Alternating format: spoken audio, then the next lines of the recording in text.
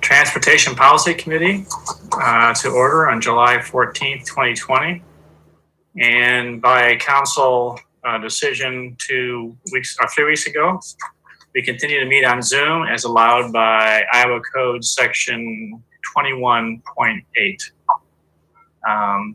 People may access this meeting by Zoom on zoom.us/j/826-593-023. It's also on the YouTube channel, youtube.com/Ames channel 12. It's also available to be accessed on our website under cityofames.org/channel 12 or on Mediacom channel 12. So, good evening, commission members. And tonight we have a couple items on the agenda. We have a hearing on the FFY 2021-2024 Transportation Improvement Plan. And is it going to be Damien or John going to walk us through that before we go into the public hearing? Yes, thank you, Chair Halo. The draft TIP was presented to the Policy Committee in May and was unanimously approved. At that point, then we opened a public comment period. We received no comments from the public on the draft, and we received minor comments from our oversight agencies with the DOT, Federal Highway, and Federal Transit, and those minor revisions were made. So tonight we have the final TIP presented to you for your approval. Okay. Questions for John this evening? I'm raising my hand.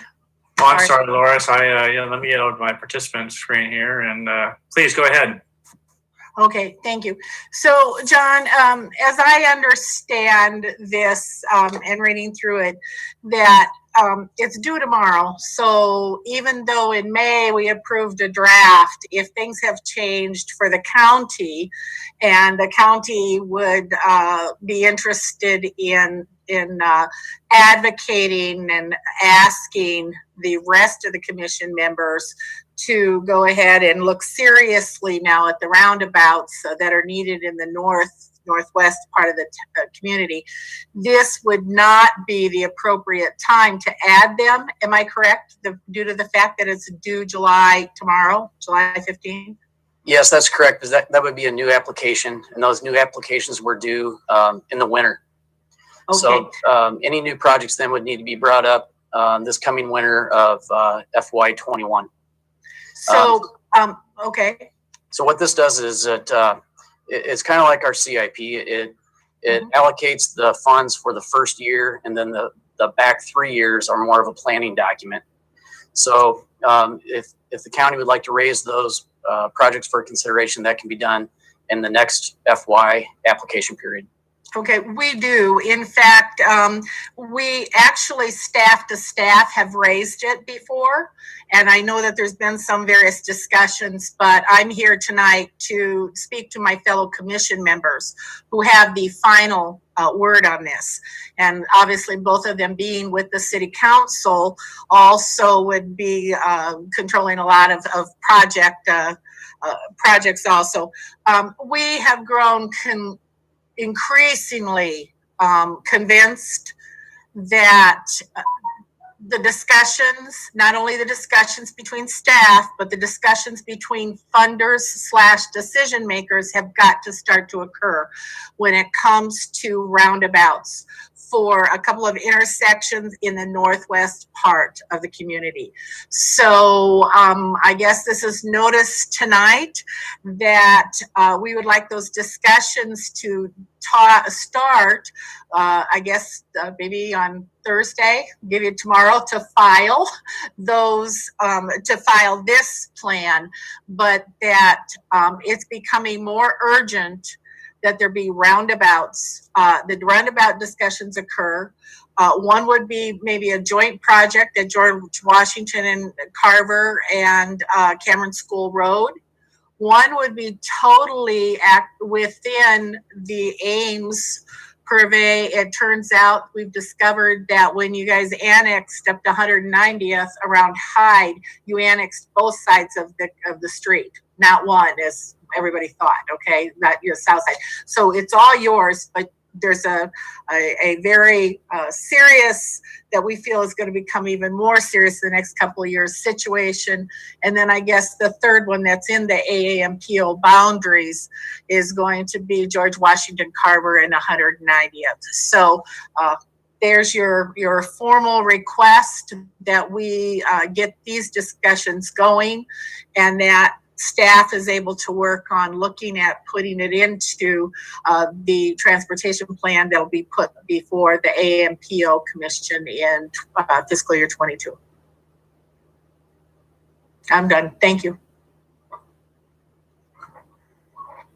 So John, if we were to be entertaining those sorts of changes for the next year, is that something that we as a council would have to be looking at having Damien do traffic studies for? I'm wondering about the timing of our part of anything that the county wants to recommend for the future.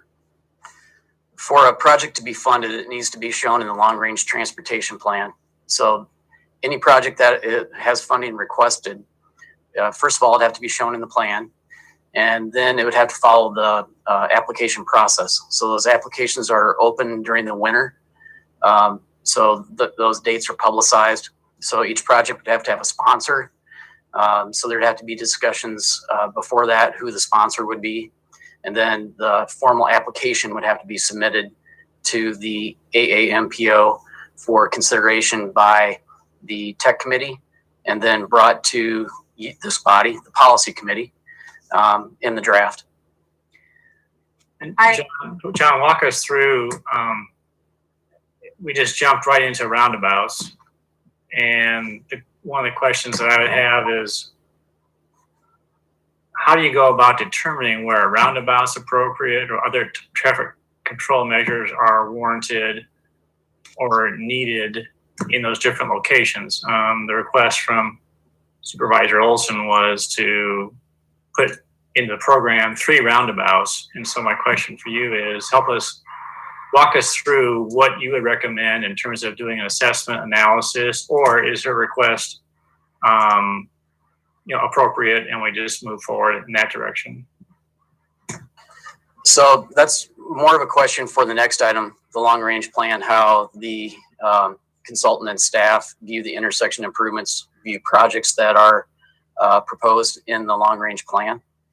But discussions have occurred already between city staff, county staff, and the developer on Carver and Cameron.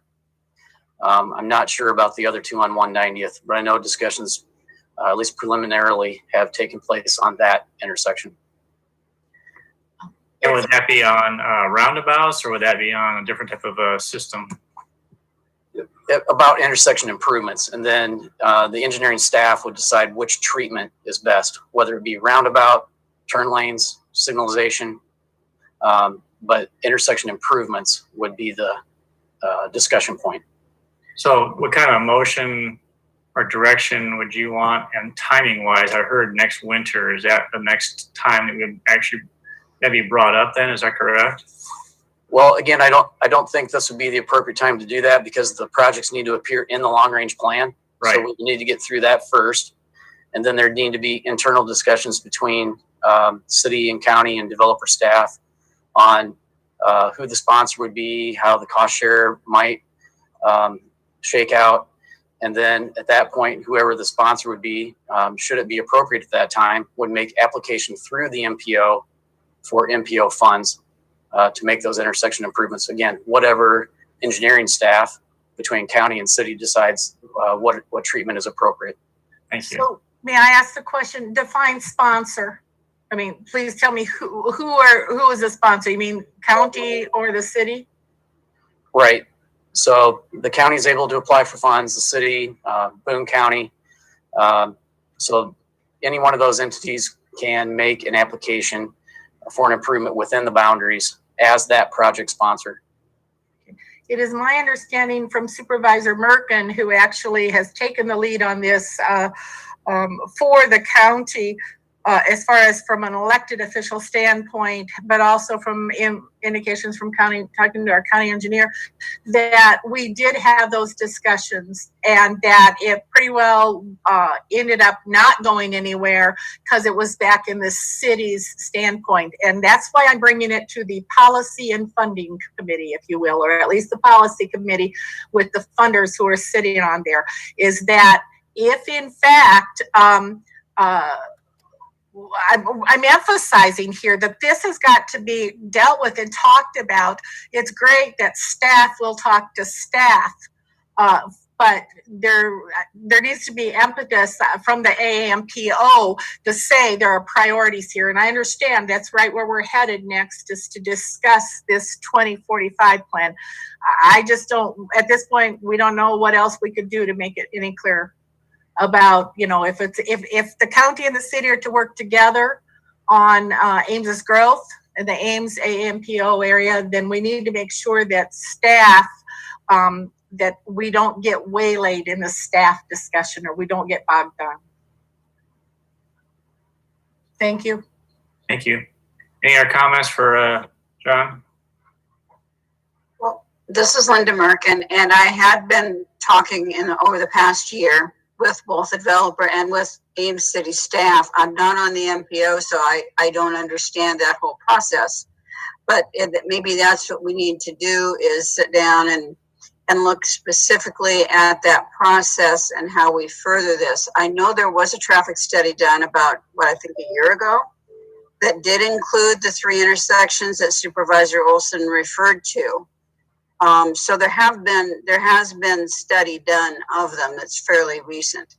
So I think the information's there. We just need to make sure that, and this is the first time I've heard the sponsor and this process thing, but that's what we just need to make sure, is that we know this process and get and further, have some discussions at the county and see how we can further those needs for next year.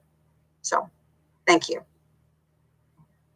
It's going to be my presumption that both John and Damien heard the conversation and the points, and you're going to put that on your list of things to do to keep us in the loop and make sure that's brought up at the appropriate time going forward, so we can keep this in the conversation, but without handcuffing you in terms of the particular type of traffic control. That's where the experts in traffic control come in versus us dictating what we're supposed to be doing. But is that true, Damien and John? I see your heads nodding, so I'm going to presume that is correct.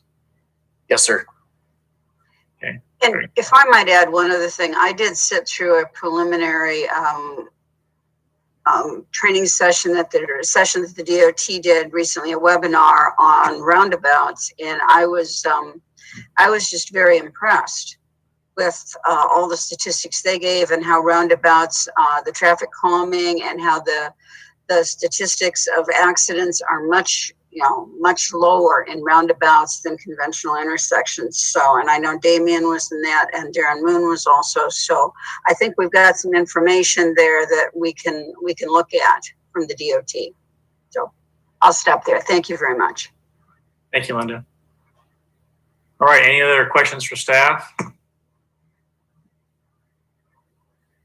Hearing none, I'm going to declare the public hearing on FFY 2021 to 2024 Transportation Improvement Plan to be open. Is there anyone who would like to address the Transportation Committee on this particular item?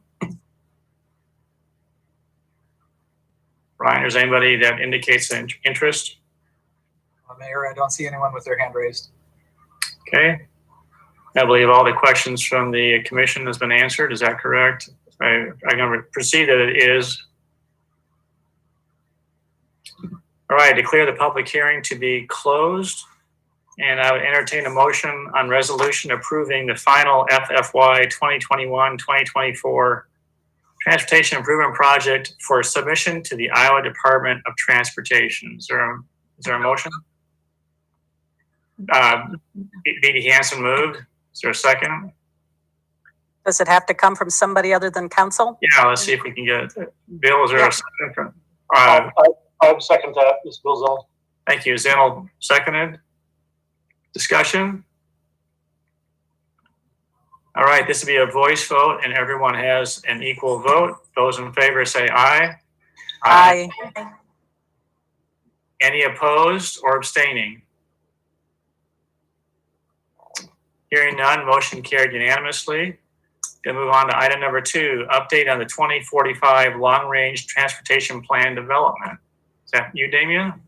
Well, I'm just here to introduce Brian Ray. You can see him in our video. Brian is our project manager for HDR, who has been hired to do the plan update. So I, with no further ado, turn it over to him to start the presentation. Okay. Thank you.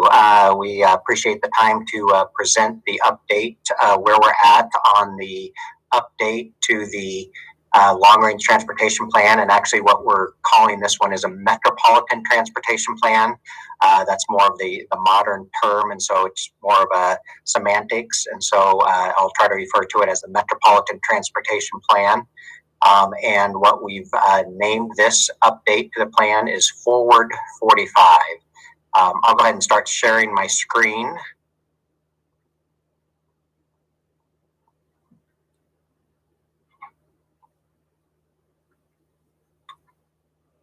Okay, so you should be able to see my screen. Is that correct? Do you see the presentation? Yes, we do. Okay, perfect. Thank you. Okay, so this was the presentation that was included in the packet that was sent out. And so today what I want to do is kind of review the vision and goals and objectives process that we went through, discuss performance measures and performance-based planning, and then also then discuss briefly the potential alternatives that have been developed and we're still developing that will go into that analysis phase to figure out which projects should be included in the final Metropolitan Transportation Plan.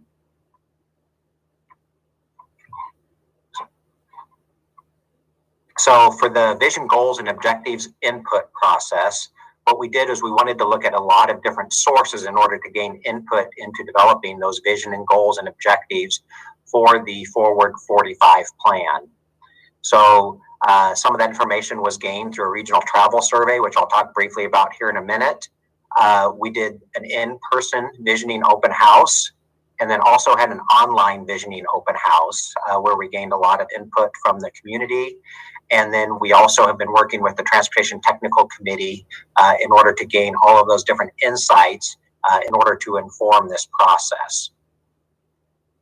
One of the first things we did was that regional travel survey, and we had a sub-consultant that conducted a regional travel survey, and the purpose of that was to gain perceptions on different transportation issues, and then kind of the transportation methods that people in the Ames area use, and then concerns regarding traffic safety in the area. And that was performed basically through a random sample of residents. Most of those were sent out through a letter format, and they received back 404 surveys. And those surveys were sent out randomly, and so basically ended up with a plus or minus 4.8% at a 95th percent level competence. And so it is a statistically valid survey so that we can know that it's not weighted towards one demographic or the other. Here's just a really high level summary of some of the information that came out of that. Basically, overall, most people in the Ames area said that the overall system is in good. Almost 50% said good, and 35% average, and only 10% said poor. And so overall, people rate the Ames system very well. And when we start looking at transportation issues, some of the highest ranking transportation issues are the flow of traffic during peak times. So that'd be kind of like your AM and your PM peak hours, and sometimes your midday peak, and then ease of north and south travel in the Ames area. And so there was a lot of other information that we were able to glean from this survey.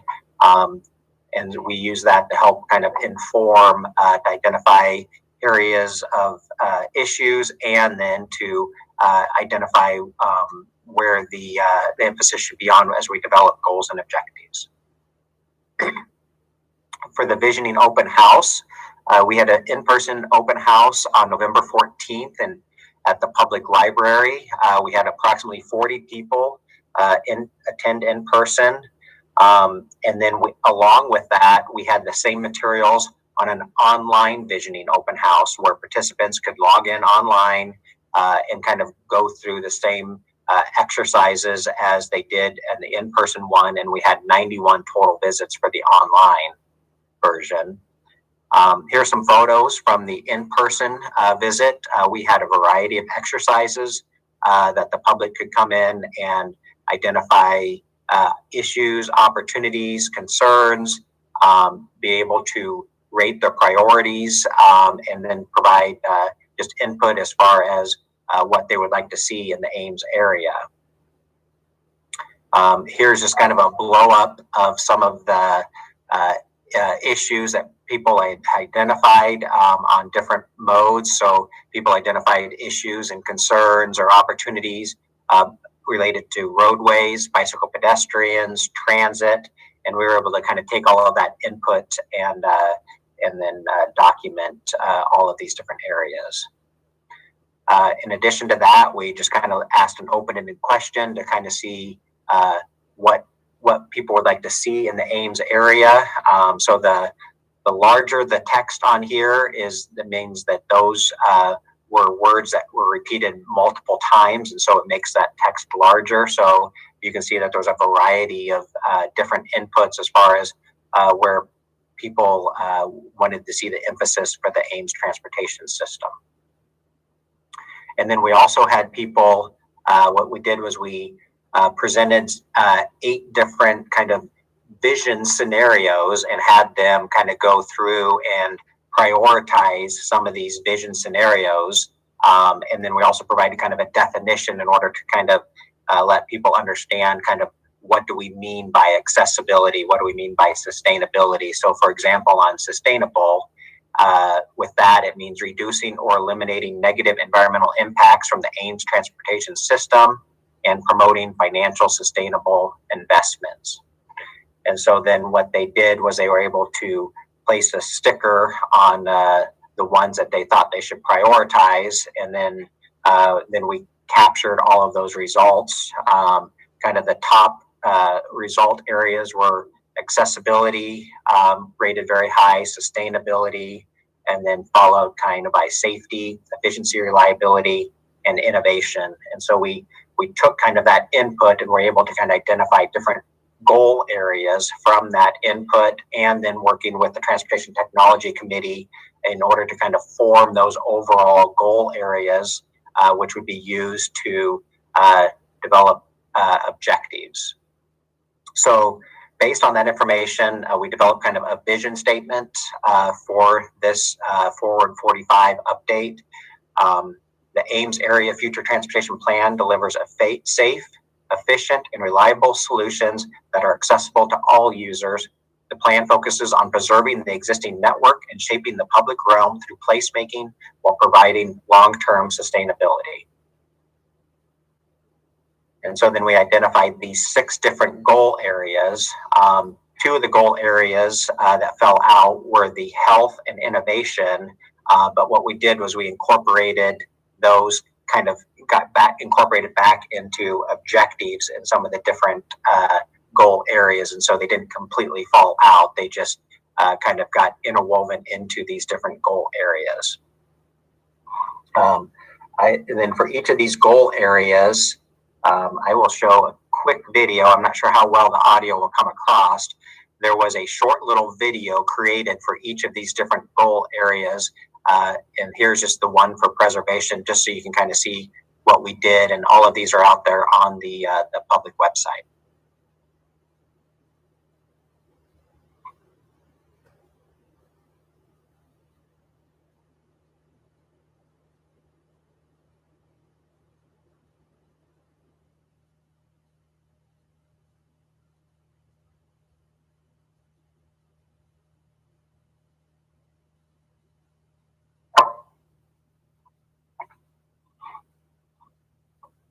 So those short little video clips were created for each of those different areas to give people a little background as far as what those different goal areas refer to. As we're also looking at goals and objectives, there's federal requirements that every metropolitan transportation planning organization has to follow. And so what we had to do was incorporate all of those different performance measures. And so FHWA and FTA have gone through a process to develop different performance measures related to safety, transit asset management, pavement, bridge, system performance, freight, and transit safety. And what we need to do is make sure that those are incorporated into the plan and addressed in order to meet the federal requirements. In addition to that, the federal requirements, they've developed these federal planning factors, and these federal planning factors need to also be addressed as a part of the long-range transportation plan, and they have to deal with these different categories regarding economic vitality, safety, accessibility and mobility, environment, energy conservation and quality of life, integration and connectivity, system management and operations, preservations, resiliency and reliability, and travel and tourism. And so what we did is we basically took all of those different goal areas and we developed objectives for each of those, making sure that we were able to incorporate objectives that also met the federal requirements, but also had that local connection based on the input that we had received from the local community. And then we are able to basically then map all of these goal areas and objectives to those 10 different planning factors that I just reviewed with you. And so here, just for an example, kind of lists all of the goals and objectives and then how it addresses the different planning factors so that we can show that we're meeting the federal requirements.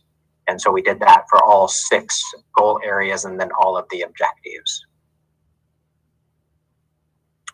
And so the importance of these goals and objectives is what we have is we have performance measures based on all of these different goals and objectives. And so as a part of an MPO is you have to use a performance-based planning approach as you develop your Metropolitan Transportation Plan. And again, then as you develop your Transportation Improvement Program, which you just discussed earlier. And so you use those performance measures in order to do project level priorities through those performance measures based off of your goals and objectives. And then you also, MPOs are required to meet your system performance goals and those targets, kind of show how the MPO is moving forward to reaching those different targets for system performance. Here is just kind of an example of how that works. So for the goal area of accessibility, so there's the different objectives, and then with each of those different objectives, we assign a performance measure. And so with those different performance measures, there's a scoring criteria that you kind of go through and assign a score kind of to the different projects in order to identify kind of your high priority projects, your medium priority project, and your low priority projects. So that was basically the kind of how you get through the goals and objectives process, and then also kind of the basis for the performance-based planning. The next step that we moved into was kind of starting to develop alternatives for consideration into the Metropolitan Transportation Plan. And one of the main steps that we did that through an online meeting, but we also had different other sources kind of that we looked at. The original plan was to hold an in-person meeting in order to have in-person public comment in order to identify what types of alternatives and strategies should be considered in order to meet those goals and objectives and based off of the issues and analysis that had been performed. But with COVID, we ended up having to kind of delay that, and we moved to a 100% virtual meeting through using an ArcGIS platform. Is kind of using story maps where you kind of walked through a process and walked through into different activities. And that was hosted from March 31st through April 14th. We ended up with 443 total views on that online open house during that time period, and we received a total of 193 comments. So we felt very, very good about the engagement, that even though we had to do it strictly virtual, we felt like we did get a lot of input from the community.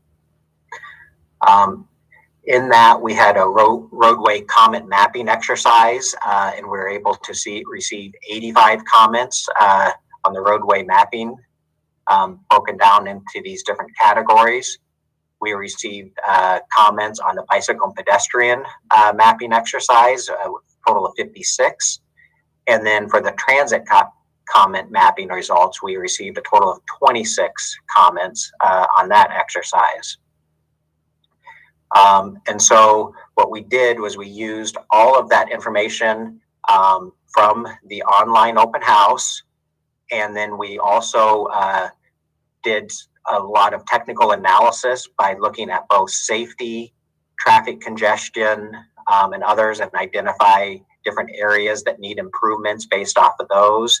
And then we also worked with the Transportation Technical Committee, reviewing other plans and studies, and basically developed a list of potential alternatives to be considered. And so that's where we're at right now in the process. Is basically we have the potential list of roadway, bicycle, pedestrian, and transit options to be considered that we're moving forward, starting to move forward into analyzing each of those in order to see how those are analyzed with those different performance measures.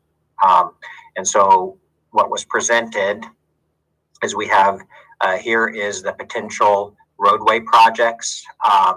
When you look at this map, you'll see the word committed and potential projects. And so by what we mean by committed is those are projects that are already in your transportation improvement program or committed through the city of Ames's capital improvement program. And so those projects are already either in process or are already planned. And so all of these other projects are considered potential projects that we're trying to identify which of those projects should be considered for the long range transportation plan. And so this kind of is the map that kind of calls out all of those different projects, and then a short description and the type of project then is what's on those following tables. We did that same exercise then for bicycle pedestrian, looking at both on-street and protected bikeways and shared use paths, and then also did a crossing enhancement analysis in order to kind of identify where crossings might be improved. And so this first one shows the committed bicycle projects along with potential on-street and shared use paths. And then this second page shows where you would consider potential crossing enhancements for bicycle pedestrians.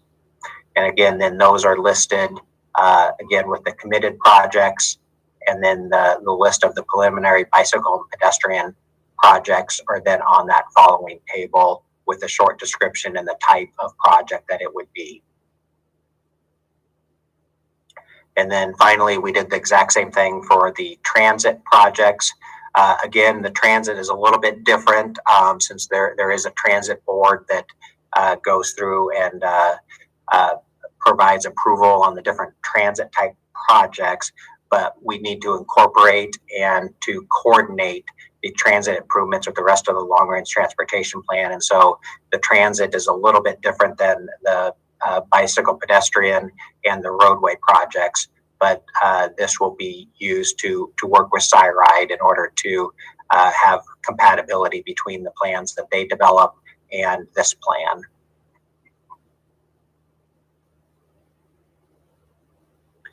So our next step is we want to identify if there's any other potential projects or alternatives that have not been identified yet that should be analyzed. And so we're just getting ready to start that analysis process. And so if there are other potential alternatives, we want to hear about those soon so they can be included in that analysis process. From that analysis process, what we'll do is we'll prioritize projects as far as high, medium, and low, and then we will look at the financial forecasts and be able to kind of develop what we could call a constrained plan. And so there's only so much money that'll be allocated towards projects that are feasible to be constructed over the next 25 years to year 2045. And so we are basically constrained in order to only have enough projects that fit that budgetary level. We can have projects outside of that are considered illustrative, but they're not officially part of the Ames area MPO Metropolitan Transportation Plan. The federal requirements is that based off of your financial forecast, you can only have enough projects that you're projected to have funding for in the next 25 years. And so what we would do is we would present that constrained list of projects to the policy committee in September.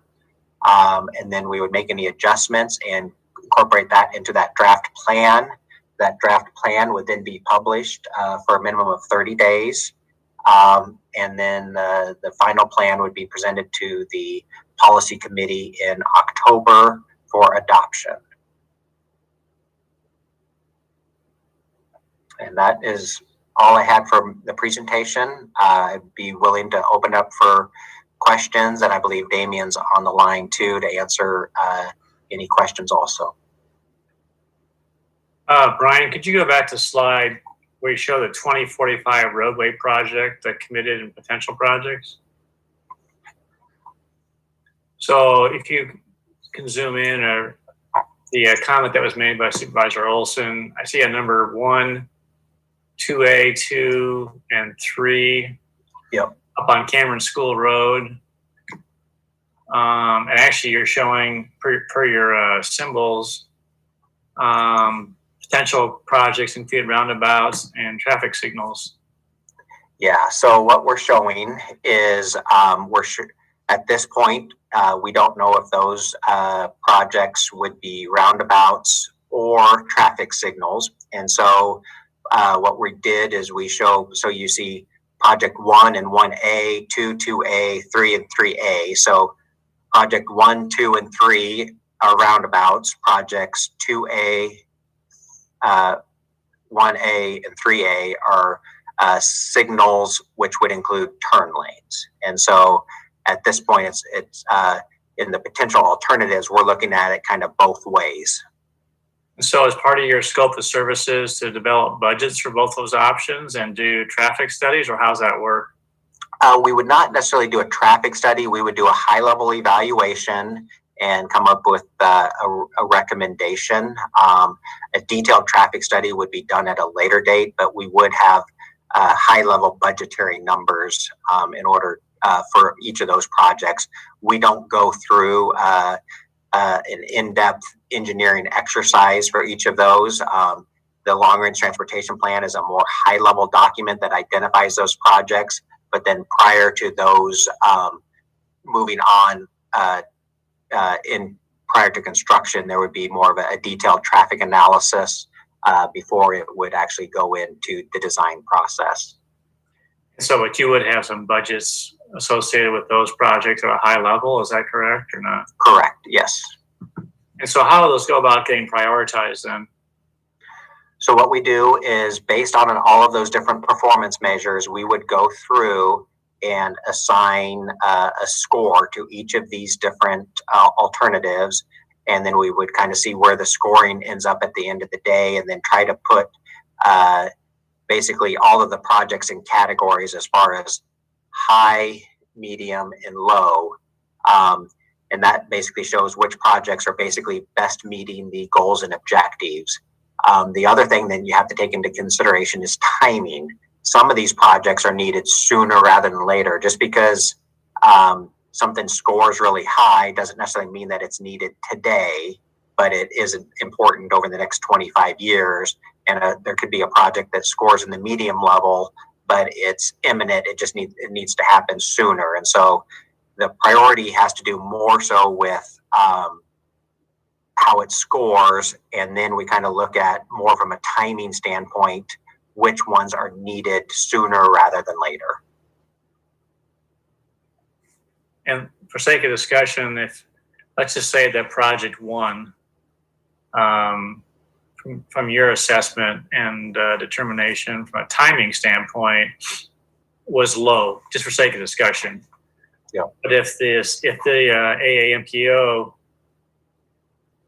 for whatever reason, decided they wanted it to be a higher priority, if they move that up, would that compromise any potential funding from the federal government? Because based on your criteria and this transportation plan, if it's not really a high need, but let's just say it was asked to be put higher, would that jeopardize getting funding for it? The MPO uses a performance-based planning process in order to identify which projects should move into the long-range transportation plan and then also into the transportation improvement plan. It needs to use that process, and so I guess in theory it could. I guess you would just have to document how why it was put into the tip, like. If somebody questioned as far as if it didn't score very high, why through your performance-based planning process you incorporated that into the tip. And then I guess, Damien, I don't know if you have any other thoughts, because I know you're the one that I think goes through the tip process on scoring these. Yeah, the only thing I would add to that is if it wasn't either justified by either the model or the planning factors that Brian talked about. We also work with local planning staff to kind of look at near-term developments and like what areas of the region that expect to develop quickly. So let's say, like what John was talking about, for argument's sake, that it didn't meet the short term, because any project that shows up in the short term are projects that are kind of quote unquote eligible to be programmed in the tip. All that means for that project essentially is that it wouldn't be federal aid eligible at that point without doing a major amendment. And it would be kind of hard to say, just sitting here tonight, what criteria or what justification maybe would meet DOT and federal highway standards. It's pretty strict, but let's say, for instance, the jurisdictions, either it be Ames or the county or whomever, don't agree with some of the planning factors and the timing that's shown in the plan. You just wouldn't apply necessarily for the STBG money. You could fund it other ways and make it a higher priority from a local standpoint rather than a regional standpoint. So it would be something that I think we can talk about perhaps in more detail like Brian put together a schedule moving forward. The next time we see all these projects, we'll have a priority list.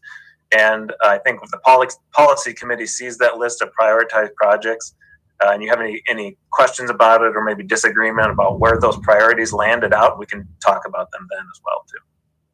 Well, I appreciate that. And you answered the question in terms of it may not be eligible for some federal funding, and just for sake of discussion, if that did become the case, but it was decided, well, we want to move this project up, then someone else is going to have to basically find the money to help pay for it if it's not fall within certain criteria. Is that correct? Right. So if it didn't, for instance, meet the criteria of this planning process and that federal aid money that the MPO gets, it could be funded through state grants. There's annual state grants that could be applied for. If it's a developer-driven project, obviously we'd negotiate with that development to do any adjacent improvements that are necessary with the development. There's lots of different ways it could be done. Other than the MPO, through the MPO. If for instance the priorities don't land where the member agencies want to see them. Damien, this is Gloria. I have a question about the performance measure example that's provided. And I don't know, it seems like this is something you could answer, but maybe it's Brian who would answer it. When I look at the scoring on accessibility, I noticed the mention of these environmental justice areas that have been identified. Is that identified through census, or is that something that the city identifies based on our process?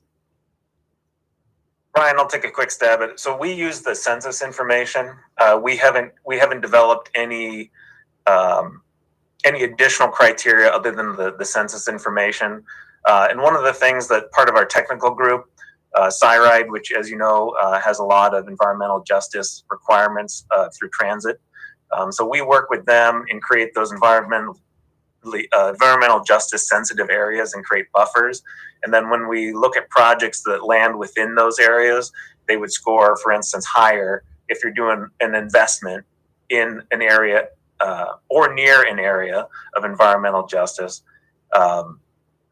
And so I think the whole plan then can be scored for kind of the idea of a percent of investment that is in environmental justice sensitive areas versus ones that aren't. But it's a long-winded way of saying we use the census information. Thank you. Hi, this is Loris, and I'm back with you. Thank you, Linda, for stepping right in there. Question about those performance measures related to financial or cost. Is a component of the scoring the actual cost? Is that under sustainability? Whatever, but yeah. So under sustainability, there. Let's go back to. Let's see. Trying to. Yeah. Okay. So under sustainability, there's this. Objective number 4 underneath there is promote financially sustainable transportation system investments. And so that's identifying projects that are considered sustainable transportation system investments. And so kind of the cost to build something and to maintain it is incorporated in that one. A lot of times the cost comes more so into the fact as far as when you're developing your constrained plan, as far as kind of what can you fit into your budget and what you cannot fit into your budget. Thank you. That helps. Thank you. I have one question for Brian. Brian, we've worked closely with the Ames Bicycle Coalition in helping think through strategic planning. Were they involved in the process so far, and would there be opportunities in the future for their input? Yes, I believe some of the members from the Ames Bicycle Coalition have been involved. I don't think the whole group as a whole has not. There's a sub-consultant, Nelson Nygaard, who's helping on the bicycle pedestrian portion, and they have been in contact with them. They came to town, and I know there's a couple of the members from the Bicycle Pedestrian Commission that went on bike rides with them to kind of look and just kind of get a visual assessment for the existing facilities. And so there definitely has been involvement from members, but I don't know if I would say technically the whole committee is involved. And so the as far as going forward, we would look for their input on the kind of the draft plan and kind of the draft or basically the prioritization of projects as those are presented to kind of see kind of their concurrence or their comments on any of those. Great, thank you.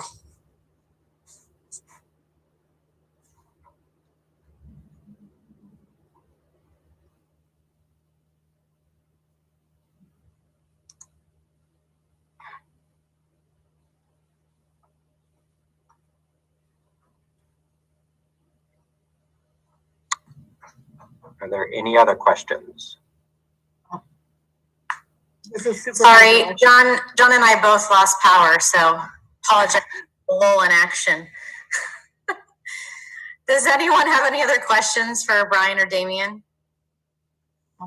Yeah, this is Supervisor Olson. Just again, sorry. When would be the appropriate time to provide feedback on some of the individually listed projects that are on the potential list, alternative list, wish list? Okay, would that be tonight, or would that be to send feedback on their feasibilities or what has been done afterwards? Okay, so as far as here, let me get to the. Okay, so if there's projects that we're not showing as a potential project, those we would like feedback on as soon as possible, and that could either be going to the AAMPO website and there's a contact information where you can send an email or you can give it to us tonight.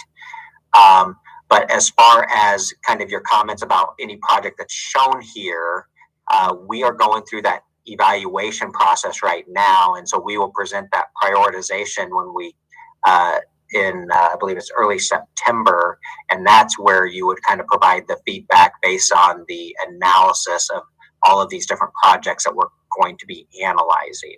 So okay. Is your comment about a project that's already shown or a project that's missing? About that's already shown. It's just that when you say, I guess I want to ask who is we, because like there's one on here that talks about paving and out to a particular road. We've shut down the bridge on that road, and it will be very, very expensive to go ahead and redo that bridge. Then there's also one that I'm concerned is missing. So you want to hear about the missing one and okay. So yes. I'm very concerned. It's a big project, but not in here is the possibility of some kind of overpass or underpass on 580th Street, which I think now is called Teller Avenue, and it's the Union Pacific Railroad. It's in between Lincoln Way and 13th, which is called 220. Okay, as it goes to gravel, but that turns out to be kind of a switching area right to the east of that road for the Union Pacific Railroad, and already their traffic use is up out there because it's also been annexed by the city as the East Industrial area, and part of that land then has also been taken in by what's called the Prairie View industrial development they're hoping to put out there, and the traffic concerns that are going to occur I think everybody hopes within the next 3 or 4 years as that East Industrial area gets built up are going to be massive there because that switching station is right there. So I'm very concerned that that doesn't even show on this list, even though we know it'll be an expensive project. Okay, and that's in this area. Is that, can you see where the pointer That's is?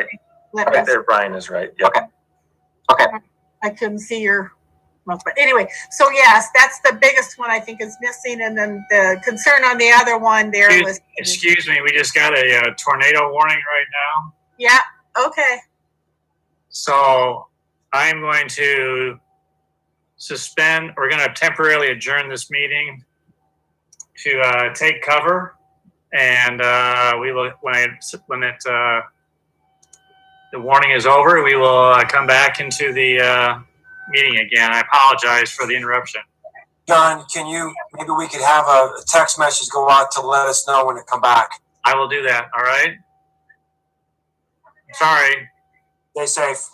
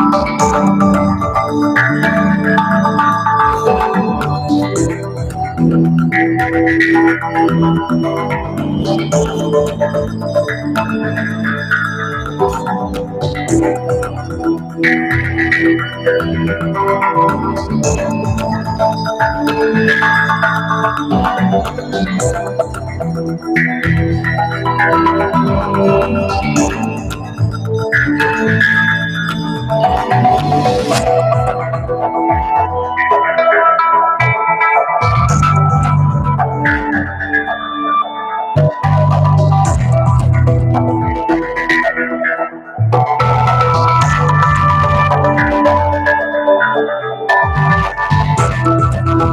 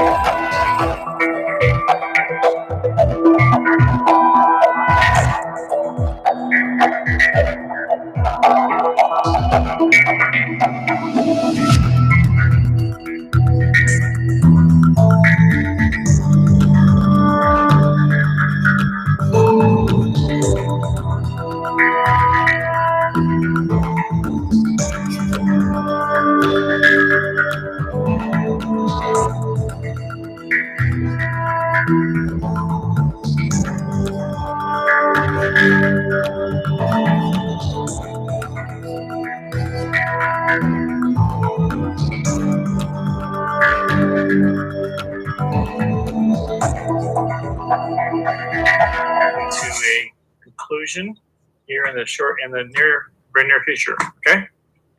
Okay. Yeah, so we were just in the question and answer part. I am sharing my screen. I guess I think we were seeing if there was any other questions. Loris, was your question answered? I think that he was talking about yours when I interrupted. It was. Thank you for asking. Yes. All right. All right. Other questions for staff or the consultant this evening on the what was presented?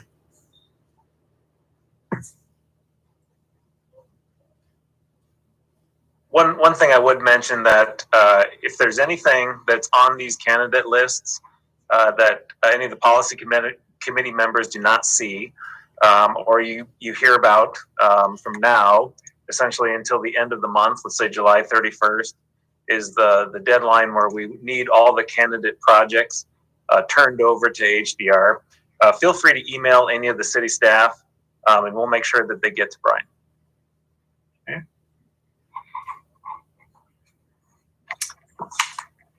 Any other questions for presenters this evening?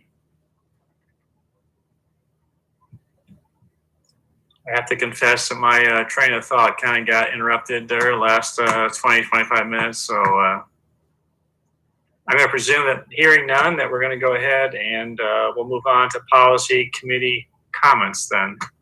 Thank you, Brian, and thank you, Damien, for the presentation. Let's see, we'll go through. Bronwyn, any comment? Tim? Nope, thanks. David? Nope. Amber? No. Rachel? Nope. Bill? Nope. Gloria? Nope. Loris?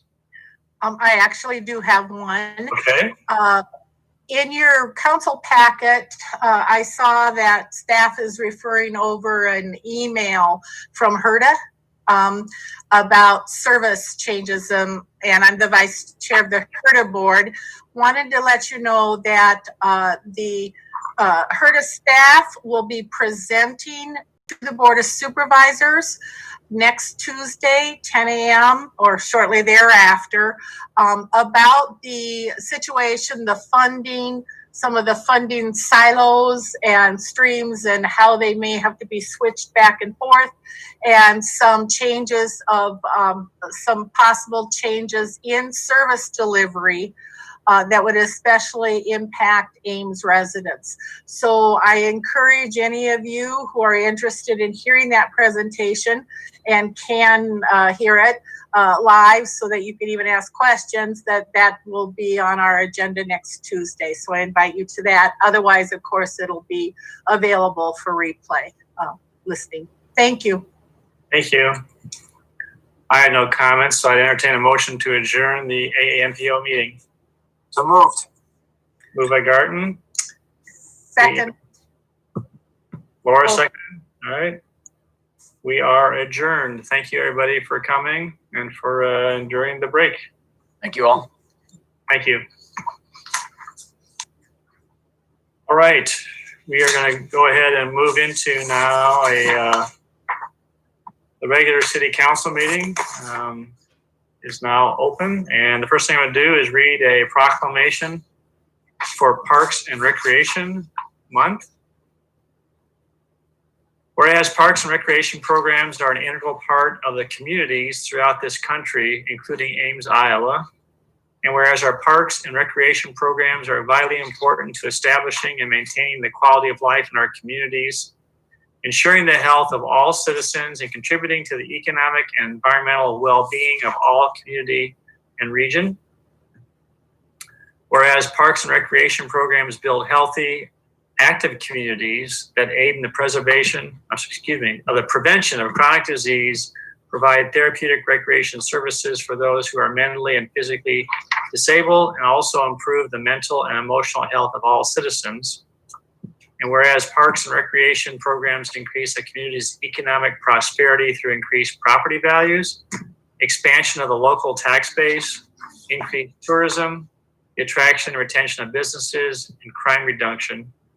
And whereas parks and recreation areas are fundamental to the environmental well-being of our community, Whereas the U.S. House of Representatives has designated July as Parks and Recreation Month, and whereas Ames recognizes the benefits derived from parks and recreation resources, therefore, I, John A. Hala, Mayor of the City of Ames, Iowa, do hereby proclaim the month of July 2020 as Parks and Recreation Month. I don't know if, Keith, if you want to present this to you, and if you have any comments you wish to make. Are you going to reach out your hand and I'll grab it from you? There you go. There you go.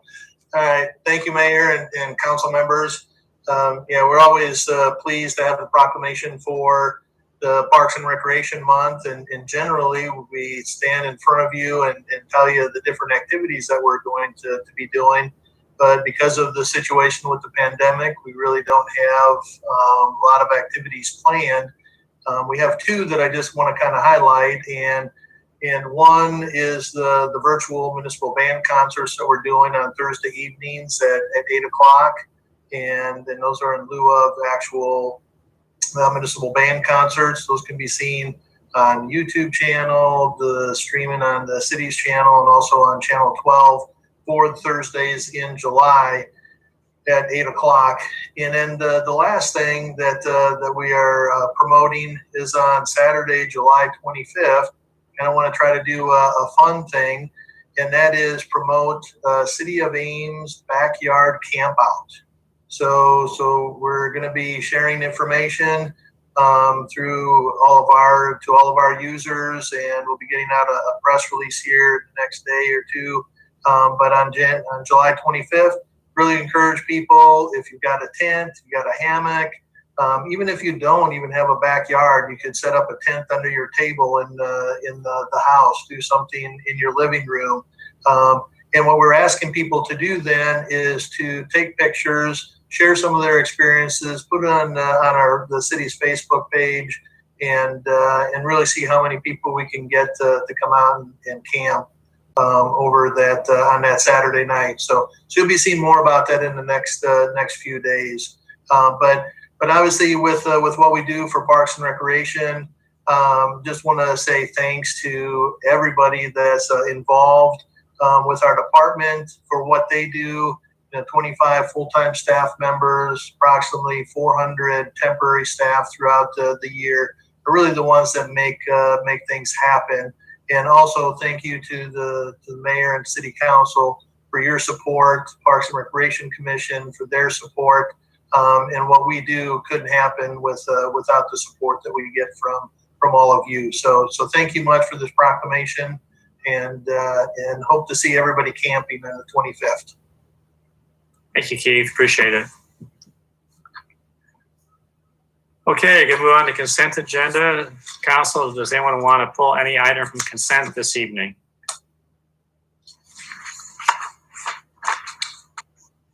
Hearing none, I would entertain a motion to approve consent. Move consent. Oh, second. Amber moved. Gloria seconded. Roll call, please.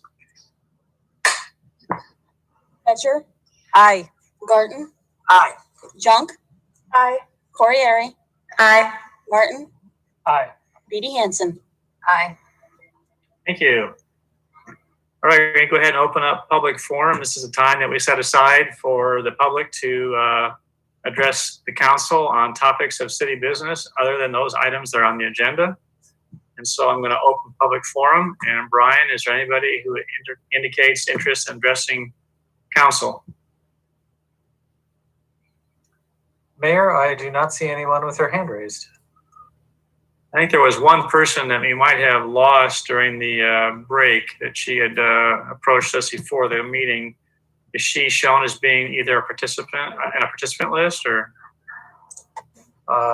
No, but she indicated she got an email before the meeting and may not need to speak. Very good. All right. All right, seeing that no one wants to address council, we will go ahead and close public forum, and we're going to move on to item 28, discussion on possible city responses to COVID-19. Mark Lambert. Hello. Okay. Here we go. Hello, everyone. So you have my lengthy memo on this topic, and I thought, Mayor, if that's okay with you, I'd just kind of do an overview of everything, and then maybe we can discuss them one item at a time. That'd be excellent. Thank you, Mark. Okay. So I'll just give you a brief overview.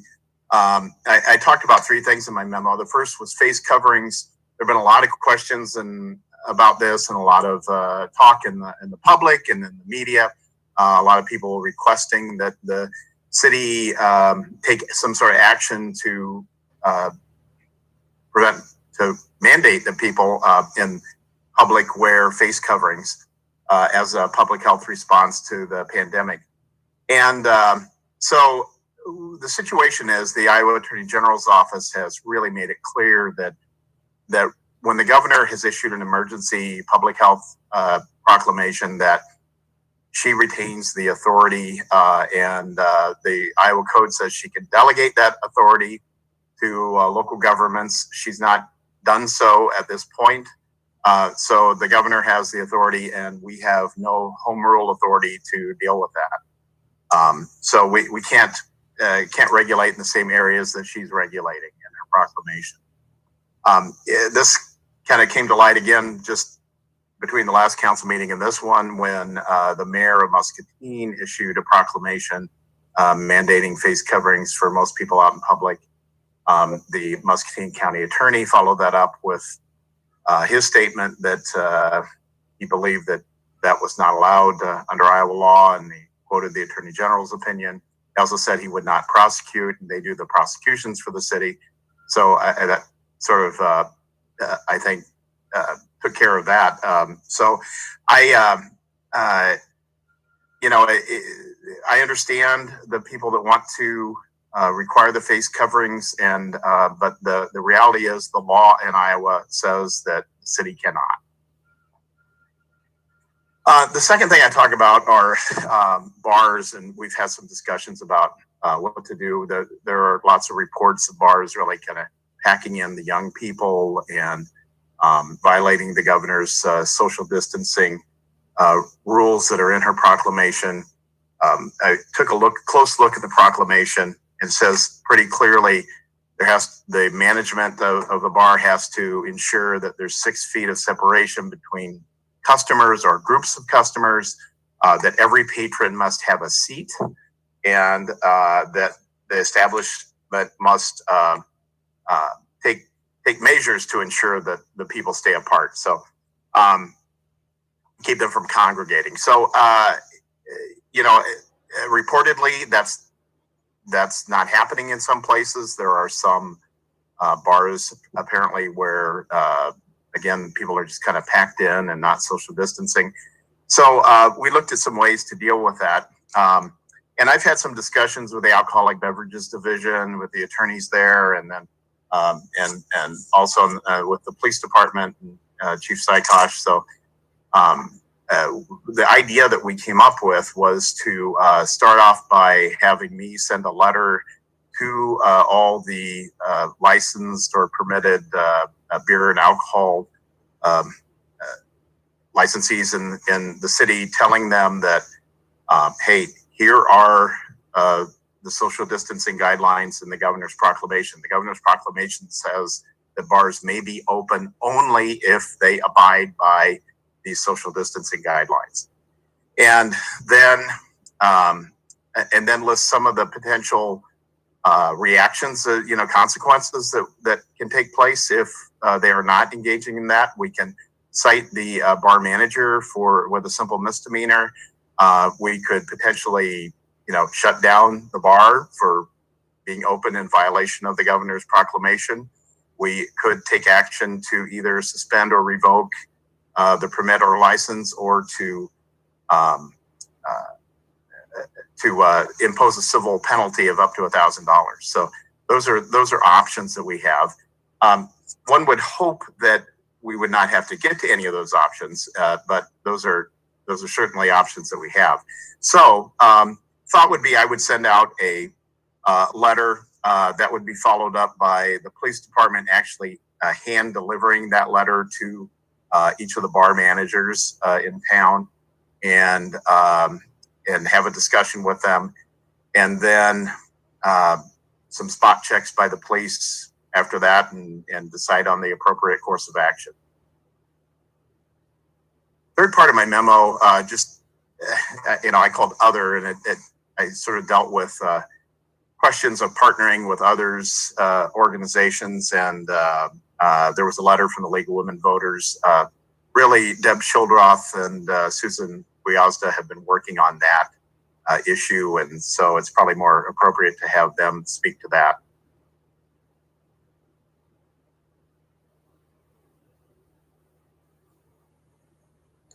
Mark, I have a couple of questions for you. Sure.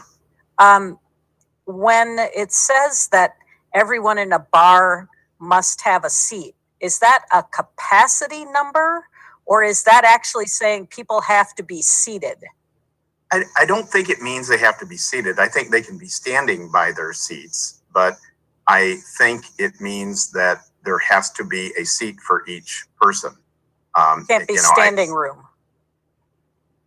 What's that? I'm sorry. It can't be standing room. It Right, has to be, right. everyone's got a seat, but they might be standing. Right.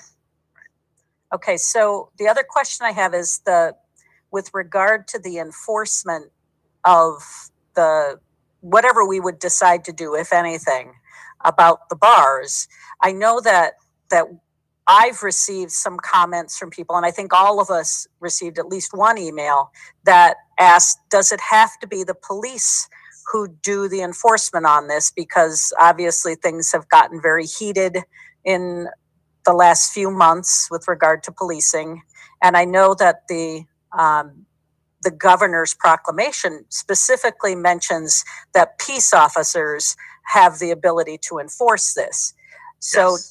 That, I assume, means it has to be someone who is actually law enforcement that is doing the enforcing. Yes, I think it does mean that. Thank you. If I could follow up on that question. I don't think that Chief Sykosh is here to address this, but in your conversations with him, did you discuss whether this would be a fully uniformed officer presence in the bars, and the advantages and disadvantages of that sort of visual effect and possible reactions to that? We didn't discuss that directly. I think what was envisioned was that delivering the letter would be done by a uniformed police officer, part of the community relations team, the police department, that they would go by, hand the letter to the manager, talk to the manager about it. And so it's just more of a reaching out effort. It's not really, taking any kind of action at that point. It's just like, hey, we want you to know we're going to get serious about enforcing this. And here's the letter from the city attorney that, went to the license holder, and we want to make sure you saw it too. And this is what we expect.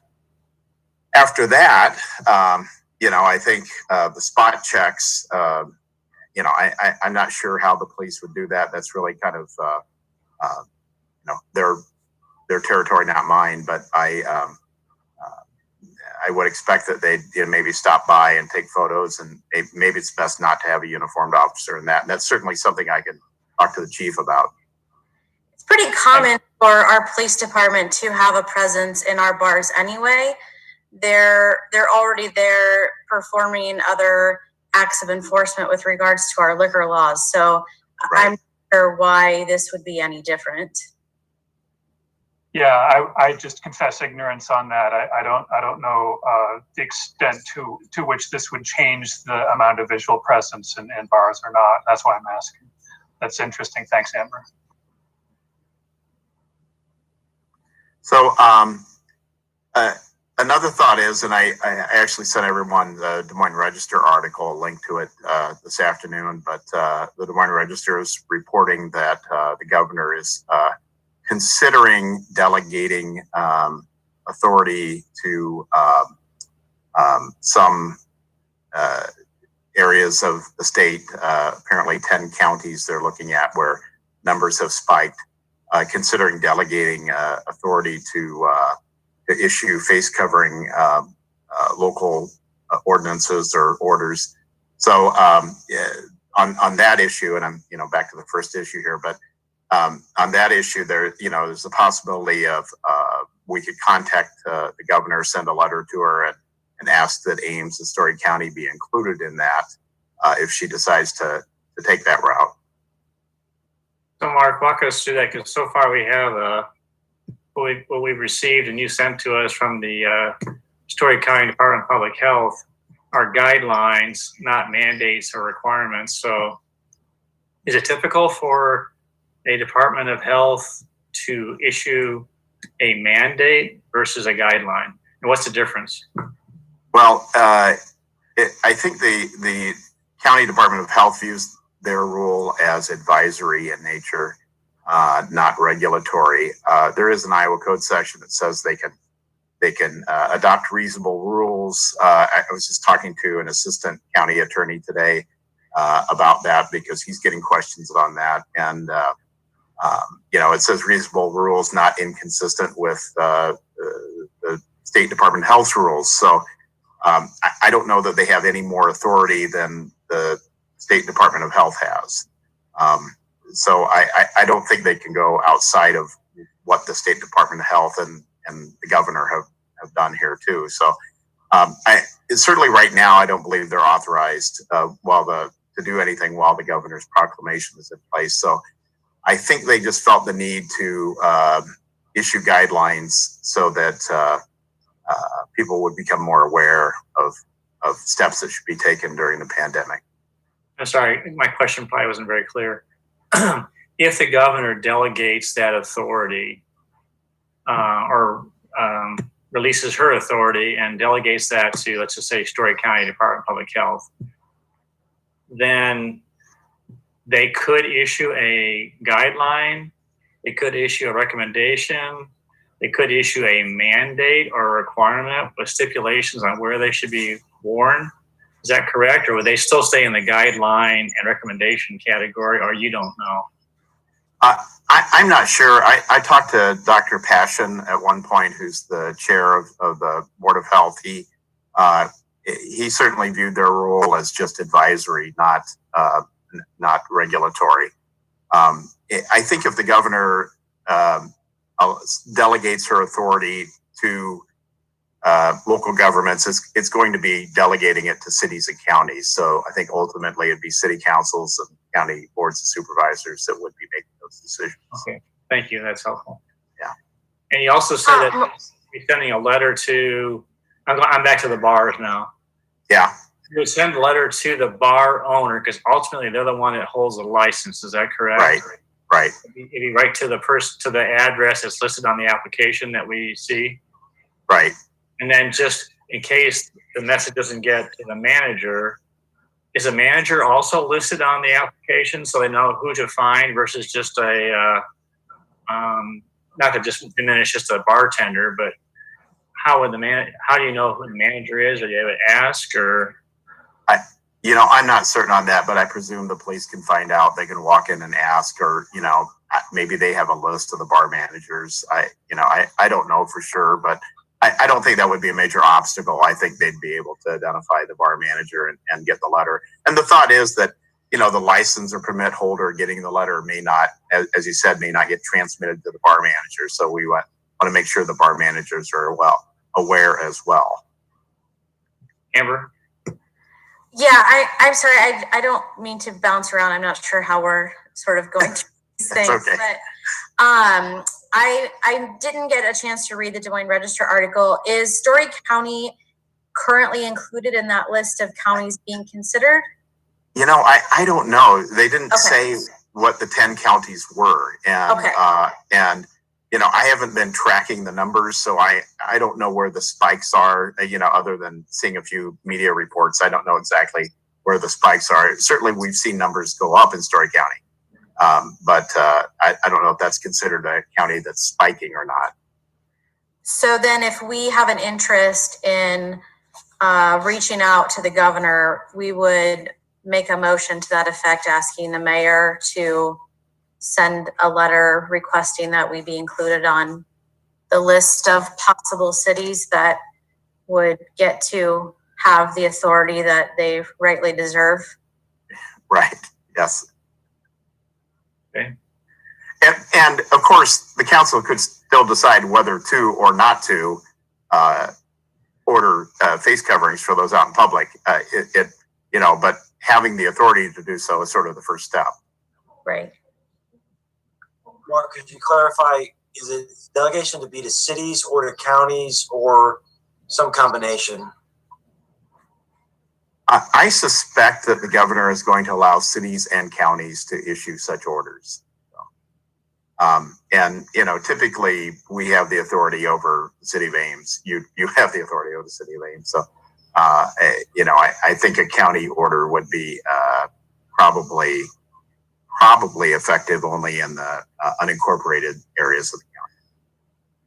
So let's do this. Let's go ahead and ask any more questions of Mark relative to face masks, and then we'll go on to the bars, and then we'll go on to the other topic. And then we can circle back and do any motions that you may wish to introduce in the same order. Any other questions for Mark? I have a question.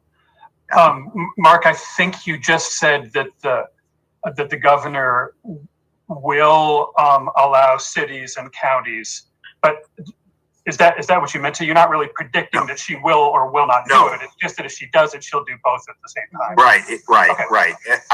And I may have misspoken there, but what I was trying to say was that she's indicated that she will allow local governments that she may be delegating her authority to certain local governments around the state. Whether she just does cities, whether she does city or counties, I don't know. But I suspect she would do cities and counties both. But I'm not sure. But maybe she'll just do cities. And I guess what I'm reading in the article that you sent is that she's considering it and she may do it, and that's different than saying that she will do it. Right. Okay. I didn't. If I said she will do it, okay. I'm the wrong word came out of my mouth. So what I meant was that she may. Yeah. She's considering it. So.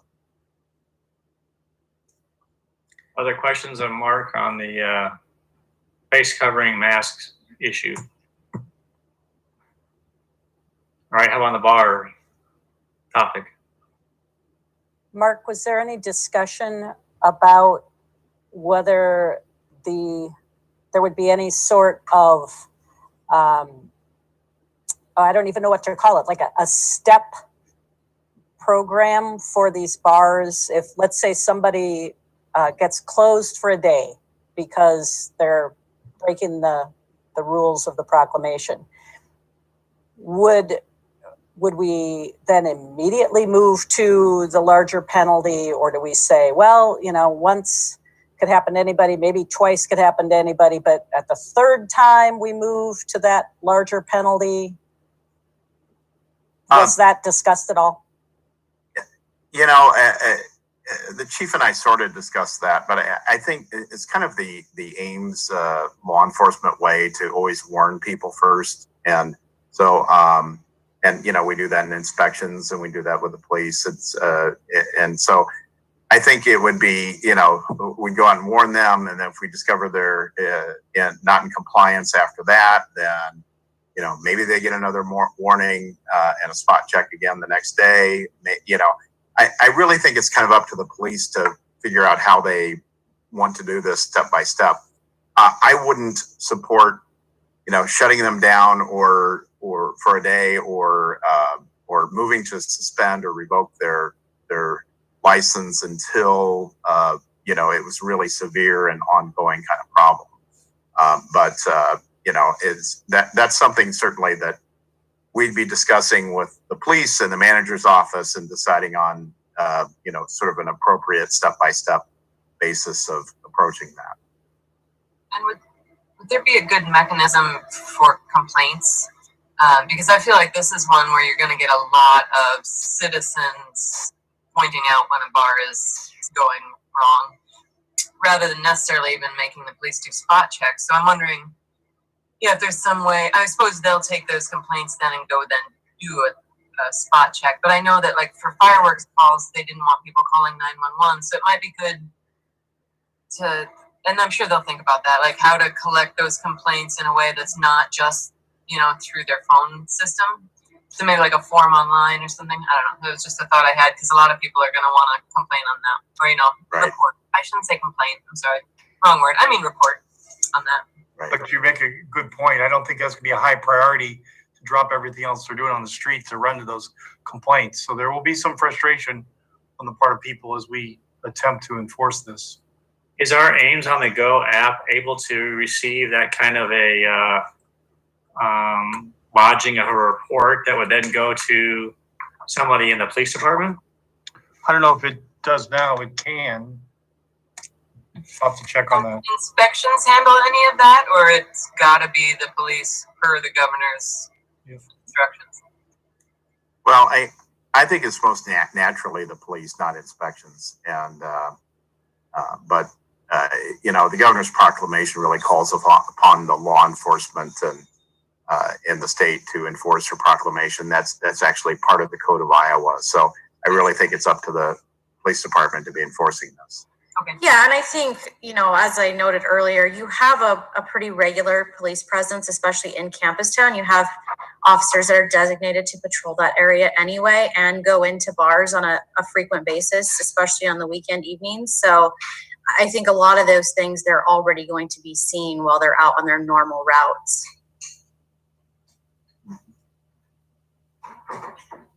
Other questions or comments on this, on the bar topic?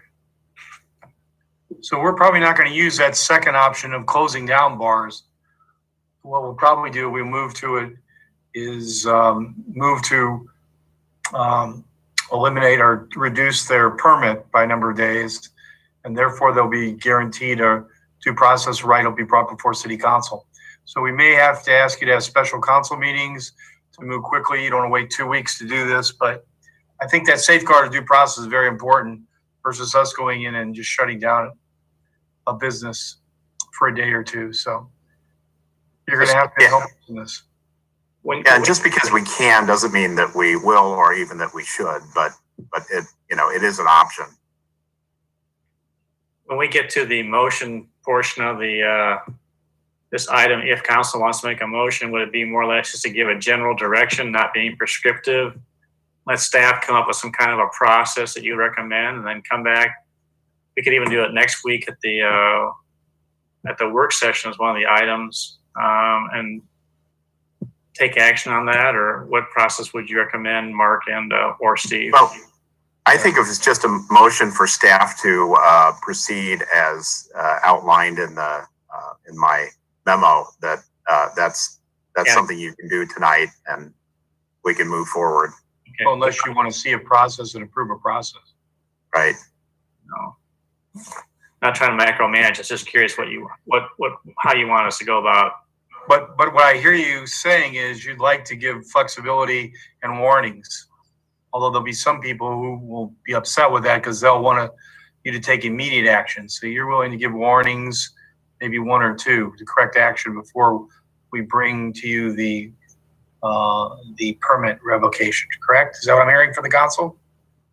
Oh, we'll get a motion for you, Steve. I think Okay. I'm going to encourage council to make sure we may allow some flexibility, but also maybe it's due to the severity. If you have one situation where you have people packed in like sardines and they're just blowing you off, a second warning may be maybe worthless essentially. But anyway. Yeah, you're fine.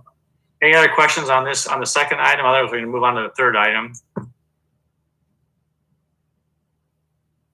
All right, hearing none. Any questions or any comments from Susan and or Deb on and I don't know, Susan, are you able to just give a little bit of an update, or Deb will update in terms of our what we're talking about in terms of information of what's going, Sure. I think just to get everybody up to speed, in the last couple of weeks, the idea has floated around of a unified, consistent, community-wide message on best practices for fighting COVID transmission. And so after a couple of meetings with Iowa State University, I called together a meeting with ISU. We called together a meeting with the communicators of the larger groups in Ames, which included Chamber, ACBB, ISU Research Park, Mary Greeley Medical Center, McFarland, Story County was involved, and then Ames Community School District, North Grand Mall. Were not able to attend the meeting, but we sent out some survey information before and asked about these groups' willingness to help share a message that is not necessarily part of their typical communication messaging. And I was really delighted by the responses and that people feel very strongly that while the North Grand Mall doesn't do much public health messaging, they were on board to help disseminate a community-wide public health message. And as luck would have it, Iowa State has a message ready to go with their Cyclones Care campaign, which is founded on the 4 pillars of public health, which include social distancing, mask wearing, staying home if you're ill, and frequent hand washing and hand sanitizing. Those seem to be 4 criteria that everybody can get on board and support. And now we're just in the process of taking the materials that Iowa State has made and co-branding them with our own logos and then disseminating them throughout the community. It's probably the first time in my 15 years here that I have seen all of these organizations ready, willing, and able to move forward on a shared message. And it's been, it's moving very quickly. And I hope that you'll see some messaging out soon, as long as I feel like the council has been supportive so far. So Susan, I take it then that some of this messaging is not just social media, that there will be signs or, I don't know, posters, bus signs, I don't know what, but yes. Some of the more traditional means, radio ads. Yes. So one of the things that ISU specifically asked for is the idea that you would walk into a business on Main Street or into the public library and you would see the same Cyclones Cares message, maybe co-branded with the City of Ames logo or co-branded with the Chamber of Commerce or McFarland, Mary Greeley, whoever put it up. United Way has asked for some of these. So yeah, the idea would be as you move from campus into the community, you would see some of those same kinds of signs and messaging, again, encouraging the type of behavior that we'd like to see to lessen the virus transmission. So does that mean that we would need to approve any funding for whatever our portion of this campaign is? Yeah, that's an excellent point. I have sent to Iowa State what our census campaign costs, because I see this in a similar vein of a community-wide campaign. And honestly, we have been focusing on signage, which most people have the ability to do in-house, and we have not discussed what a budget would look like or if that was necessary. So I guess I'd say at this point, I mean, if you feel really confident, I don't have really numbers for you because nobody has really discussed that. We do have a meeting coming up this week with Iowa State, and we might have some more clarity at that point. Susan, can you share with council too? I mean, some may think, well, why does it say Cyclone Cares versus Ames Cares, something like that? But maybe just explain the timeline and how Iowa State was so far ahead in terms of Sure. Yeah, those are great points. We had discussed that maybe we would all just kind of use our own marketing and branding look for the campaign, but then we realized really quickly that what Iowa State had was kind of out of the box, ready to go, and that one of the demographics we're most concerned about is that 19 to 25, and we know that Iowa State is not all of those 19 through 25, but it is a lot of them. And if we could just take the cyclone messaging and get that going right away, maybe we could find ways to kind of clean up and work with other demographics later. It really was the idea that Iowa State was ready to go, and that our biggest concerns, the most comments I get, is how is Ames working with Iowa State to prepare for the influx of students this fall? And so we felt that this campaign, although centered on students, could be expendable to different demographics within our community, and it's ready to go. And also, I think that didn't JC say there's something like some place to fill in the blank also that would kind of help personalize it, so it's not just a matter of. And I will say that I've been in these meetings, and there's been such a spirit of cooperation and willing to share materials and developments. And boy, sociology and sociologists have been working on this. They're trying to work out how can they best encourage students to embrace this. They've been going through psychology, sociology, and other things. I mean, it's pretty interesting what they're doing. But the whole idea is they're really trying to get buy-in and adoption of that. But it's encouraging to see everyone pulling together too. Deb, do you have anything you want to add, or have you been involved with this also? Well, yeah, I had the opportunity of sitting in on the meeting last Thursday, and I would echo what Susan said in terms of the spirit of cooperation. It was enlightening to see everyone who is willing and ready to participate in this and help provide that consistent message all around the community and the county. And Gloria, to your question about cost, we have been tracking expenses related to COVID-19, signage, PPE, cleaning supplies, all of those kinds of things, and submitting those expenses to FEMA for potential reimbursement. So I would see this as a possibility of getting the expenses covered through the FEMA reimbursement process that we have set up through City Finance. And Susan, was the League of Women Voters involved with that meeting also? Oh, excellent point. Yes, they had 3 representatives at the meeting. Because council did get a letter from them asking for us to participate with them. And so can you just talk about how that works? You don't want to, they've been a great partner in so many different things. How are they being brought into the fold or worked with? Sure. So I got a copy of that letter as well and reached out to Linda Hagedorn, who came with 2 of her other representatives. They were interested in helping to either physically walk the main street and help disseminate the posters or do outreach. So they really were working on the messenger end of it. They were saying, hey, we'll do the heavy lifting. You give us the materials. They also have their own communication transmission tools. So we expect to tap into all of those. So that was great to have people coming to us saying, hey, we're here to help you. What can we do? And they were all on board with the message. And they thought that the strong connection between Iowa State and the city and the county was good, and that the Cyclone's care would resonate with lots of people. And I will say the Board of Supervisors have been very supportive as well too, and Linda and Loris and brain lapse. Lisa. What's that? Lisa. Lisa. Thank you.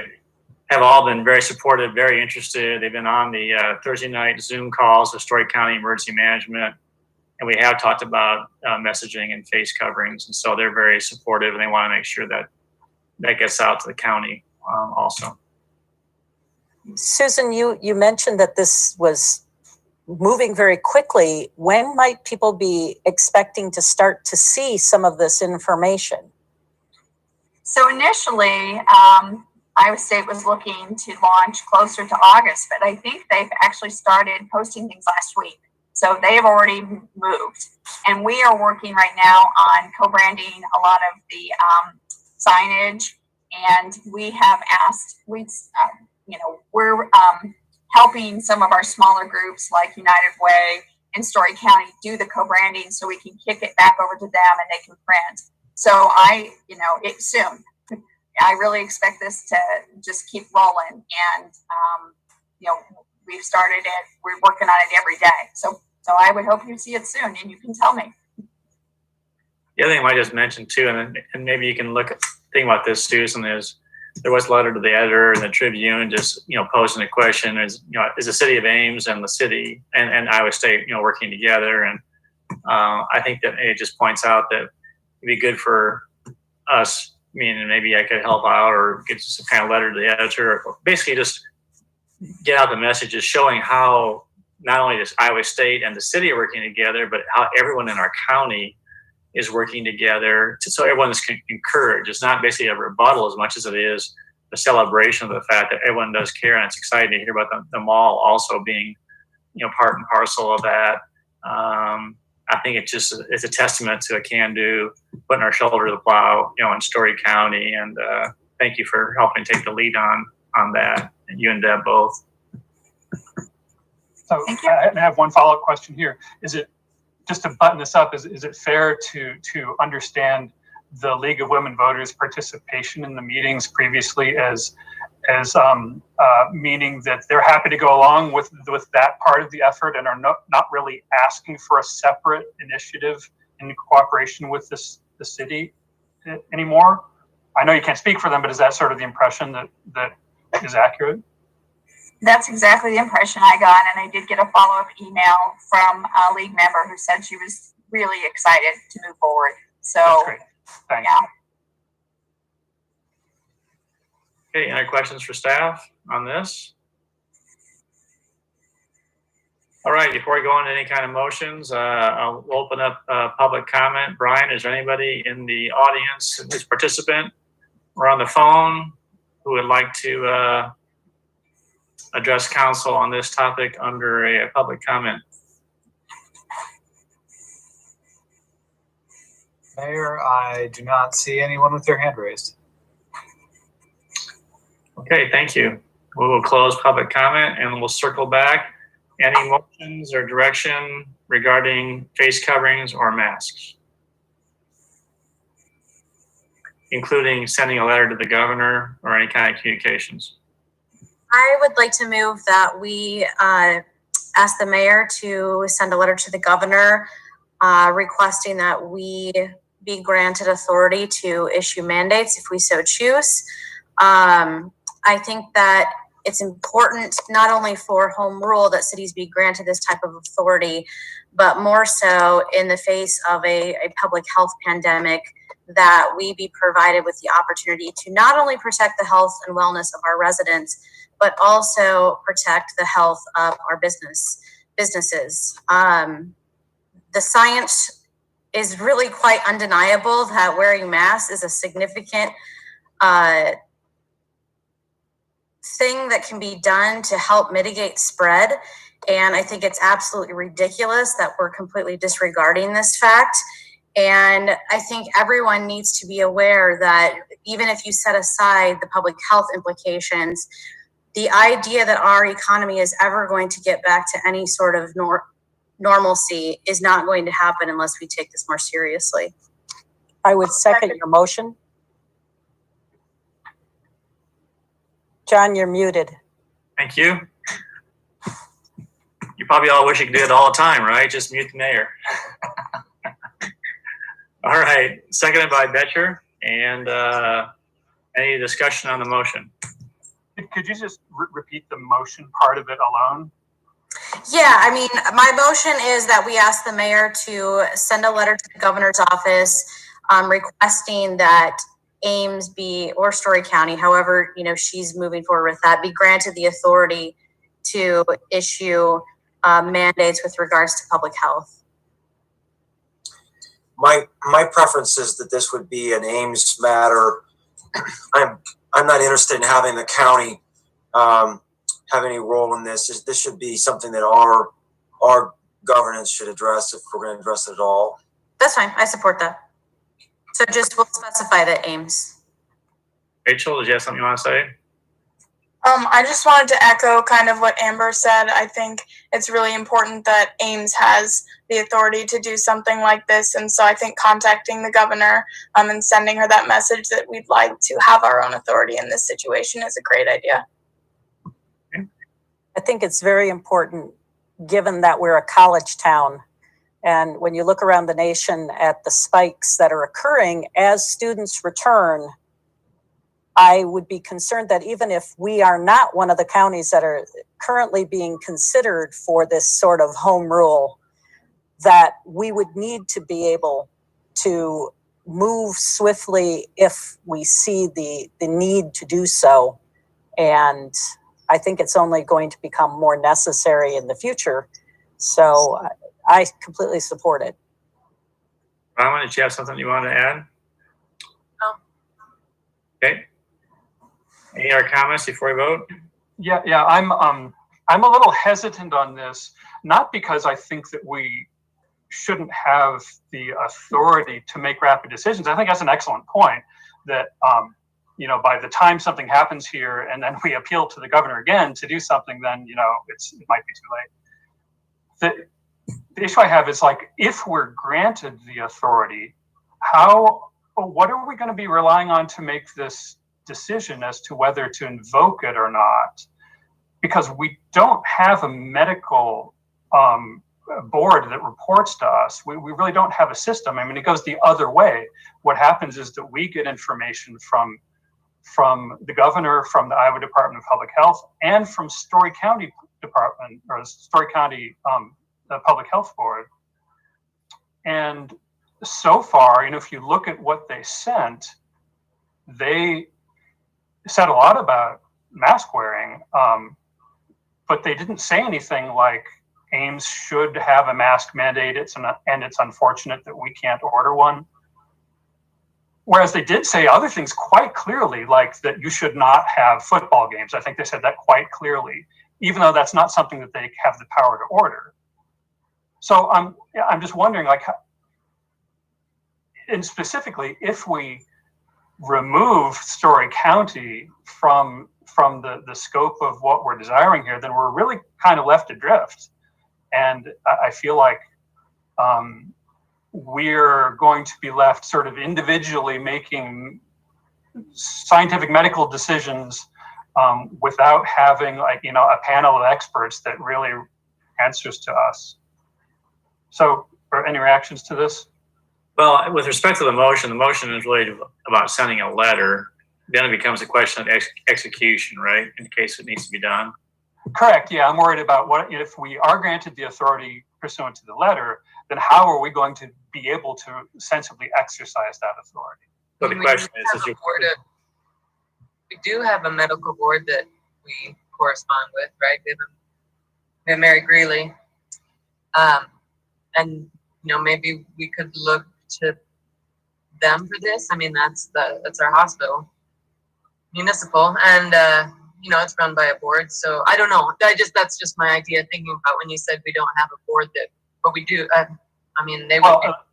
Put it this way: we haven't been taking advice from a medical authority in order to inform decisions like this. But we could, maybe we could ask them to inform us on that. That's just what I thought of in terms of who we might have access to. My assumption was that we weren't really cutting ourselves free of having advice. So while we may not be looking to Story County to mandate something for us, I don't think that precludes us taking advice from an advisory board. Mm-hmm. And so I assume we will have access to all of the advice that we currently have access to in helping us make any decisions. But it's really not part of this motion, so I know, but I think figuring that would move forward with that. I guess I would hope that if we do move forward with this, then we would come up with a system to help us answer the question, right? It's not just that we would be willing to take advice from outside sources. Of course, I think we all do that all the time. It's just, I think it would be important for us to kind of agree on, are we just going to do this individually as votes as council members to say whether, we should mandate or we shouldn't? Or is there something more formal than that would inform us ultimately? I mean, I guess if this issue were to come back to us, or someone at council comments would ask that we get a staff report on it, I think I would look at it just like any other potential significant issue that we would be voting on. We would ask staff for a report. We may ask that we get input from the Mary Greeley board or from the Story County Board of Health, a more formal recommendation, and have that presented to the council meeting and move forward with making what we believe is the best decision for our residents. May I suggest that we vote on this motion to get the letter going, and then another motion can be made to ask staff that if in parallel, on the basis that we would get permission, that they would have some kind of recommendations on what process you might go through. So if they're going in parallel, if indeed she does grant that, let's say in a couple of weeks, staff could advise us what process they might suggest that we follow. So if all of a sudden a spike starts to occur, or we got students coming back and we're concerned, we already know how we're going to go ahead and who we're going to consult with, what process we're going to go through. And I don't know what process the Muscatine mayor went, but I can assure you, council, I'm not going to go off on my own and all of a sudden declare some kind of a mandate and look to you and ask for forgiveness on the in arrears. We're going to do this together, all seven, through conversation and in concert with the staff, and get feedback and input and rely, as Gloria said, on panels of experts to help us out. But I think maybe to have that in mind. And if she comes back and says no, well, we still have something in our pocket that we can use in the future if it does come down to that. So I'm going to go ahead and just if I could follow up, I just want to thank you for this discussion. It's given me some confidence in this, and I really like that the motion is not asking the governor for a mandate in Ames. It's asking for the ability to sensibly decide whether that's something that we are interested in or not. So thank you. Well, I appreciate you bringing up the fact of looking down the road. So if we get that, how do we execute that? Because now we can do that in parallel and be ready for it, so we're not having this leapfrog, or not leapfrog, but this lag. If it needs, it could come. We need to do it quickly if we need to. Hopefully we don't. If we do. All right, everyone understand the motion? Those in favor of the motion say aye. Aye. Any opposed or abstaining? Thank you. Motion carried unanimously. Do you want to follow up on that, John? Absolutely, Gloria. So I would move that we ask staff to develop a process for us to make a decision about mask wearing and face coverings if the governor gives us the ability or the authority to make that sort of decision. Second. All right, moved by Betcher, second by Corey. Any further discussion? Those in favor say aye. Aye. Any opposed? Carried. All right, anything else regarding face covering / masks? Yeah, I had one. I'm just curious if it'll fly, but I'll try. I would move that we mandate visitors to city buildings to wearing masks. Second. Okay, discussion and or input. I would say maybe we should be saying city properties, because I think we've got, like the airport, for example, we have a terminal building, but there's a larger facility there that's also part of the city. So I don't know. I mean, city property could be parks and everything else too, though. So I'm not really sure. That's why I'm hesitant to say property. I'd rather say city buildings. That's what I'm more comfortable with. Any input on that, Steve or Mark? No, that makes sense. We may need a couple of days to implement that so we can put the word out and change signage and such, but I understand what you're saying. I think it's the buildings, internal, you're talking about buildings. So not parking lots.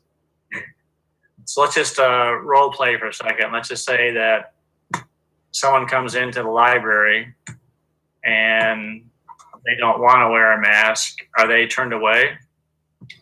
I mean, I think you gotta try. I've been doing this at my workplace for a while now, so I've had some practice, and I've had mostly success with this. Most people are begrudgingly compliant. I've only had one person really refuse to.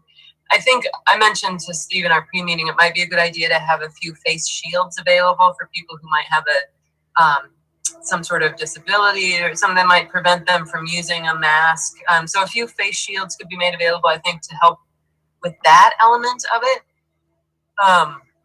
But again, just comes down to safety, being indoors. Everything we learn is that extended time indoors, and somewhere like the library where people might be staying for extended times. I think. Well, unfortunately, how it would play out is that the person refused to put on a mask, and we will have masks and try to get some shields to give them. Unfortunately, then we'd have to call the police, and they've been asked to put on masks, they haven't, and then we have to move them from the property for trespassing. They're ordered to leave, and they don't leave. Not something I want to get into.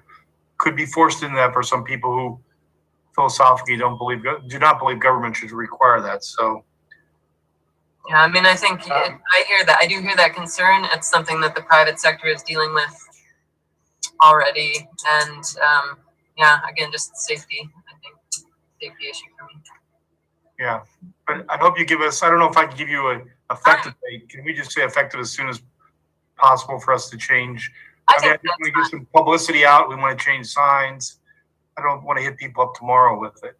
So it may take. I don't know how long it'll take. It won't be months. I can guarantee you that. Sometime is fine. As soon as possible. Mm-hmm. Okay. So we also got a letter from someone talking about activities, classes and people not wearing masks. Can you comment on that, Steve? Have you heard about that? Or yes, we don't require anyone. We try to social distance spacing when people participate, but you'll notice both in the private and public sector when they're participating in aerobics classes and things like that, they're not asked to wear masks. We do it through social distancing. So we'll have a lot fewer people in the same space we had before. So the way the motion reads, would that not? Well, that's a good point. I think you want to clarify that doesn't include, well, I don't want to speak for you, but I can tell you people are involved in aerobics classes and yoga classes and things like that, and we're not requiring them. You handle it through just, now that doesn't mean they come into the building, with masks, you understand? They come into the building with masks is when we can adequately socially distance them. Should be getting those classes outside. I don't know. That's an exercise class, especially, is a lot of respiratory particles in the air. That would be high risk, I would think. Well, that's a good point. We're going to clarify that. I wish Keith was here to speak to it, but I mean, people could wear, I can just tell you it's consistent through, not saying it's right, but you can see that's the professional opinion on this is in the private sector companies that are doing this too. So it's just when you participate in the activity. Yeah. But I could have that part come back to us maybe on that specific element. What does everybody else think of this? So I have two concerns, if I might. Even though the subject of face masks was broadly on the agenda because of Mark's letter, I am concerned that we have properly alerted the community that we are going to consider changing the way that public buildings would be accessed. And so from a procedural perspective, we normally have a protocol of making sure that the public has ample knowledge of our agendas, and we have not communicated that. If that was something that we wanted to place on the agenda, we should have done that. The second reason I have concerns is that even in this brief conversation illustrates our staff is unprepared to think through the aspects of this. So if we place it on a future agenda, that would give the staff an opportunity to think about enforcement and some of the pragmatics of what this would look like. And if I can chime in, we have gone out of our way to tell the public that we were not going to vote on face masks at this meeting. So I think given that, and just to make 100% sure we're sort of complying with the spirit of the open meetings law, that it would be best to have this on a future council agenda. Could we get a report as early as next week to vote on at the workshop? Steve? Yes, if you want it. I would withdraw my motion and move that we put this topic on our next meeting, the workshop agenda. Second. Okay. Tim, excellent point. Mark, thank you for weighing in. I think that's very well said, and you're right. And I wonder how many emails we'll get now. Well, we are talking specifically about buildings that we can control specifically. We're not talking about when they're outside or controlling other businesses. And I think Mark is actually, I mean, I agree completely with the withdrawal of the motion and putting it on a future agenda. I think it's very appropriate. But I think Mark's also indicated that you do have more control within your own buildings that you own specifically. So Right. By the way, just so you think about it, think of municipal pool. People are doing lap swimming. Want them to wear masks. Could that be part of, could you have some ideas on exercise and with as part of that report that you're? Well, it's a good thing. Yeah, I'll have to. That's what gives me time to talk to Keith. No, that's good. I think that is good to think through. I agree.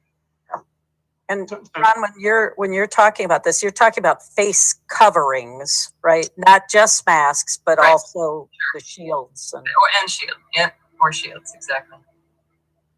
So do we have a motion for this on the agenda yet?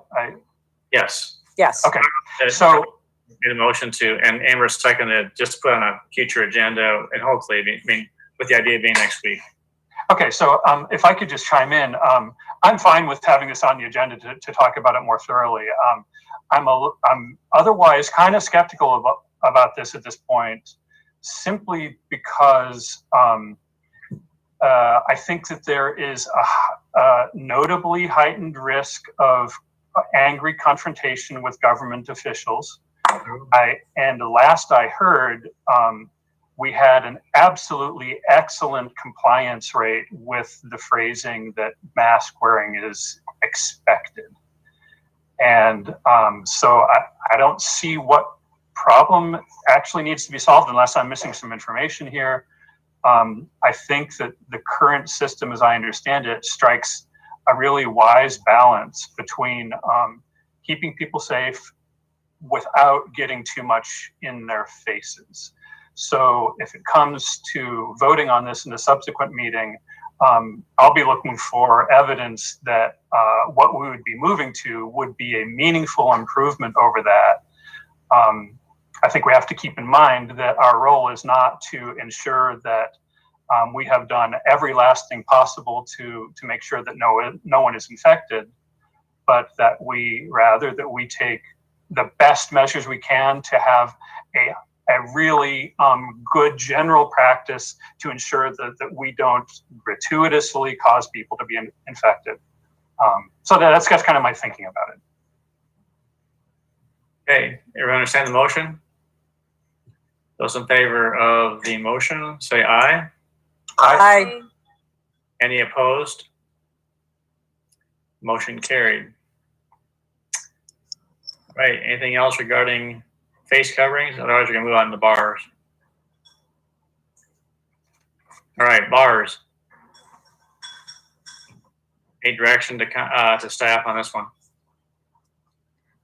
I would move that, and I'm not sure how Mark worded this exactly before, but that we begin the process that's laid out in the staff report with the city attorney sending a letter to liquor license holders and asking that the police department hand deliver to the bar managers if they don't have contacts, local contacts, and then laying out the process as to what would happen if bars were found to be in violation of the social distancing requirements. Seconded by Martin. All right, discussion. And so starting the process, does that mean we're also finishing the process with the additional steps, or we're just doing the first part of the process? No, it was implied that we would move forward, just starting the process of notifying people of what was happening. Not to amend or amplify your motion, but basically it's just following what Mark has laid out, what you're talking about. Is that correct? Yep. Yes. That clear, Mark and Steve, on what we're talking about? Yes. All right, any further discussion? Those in favor of the motion say aye. Aye. Aye. Any opposed or abstaining? Motion carried. Anything else regarding bars?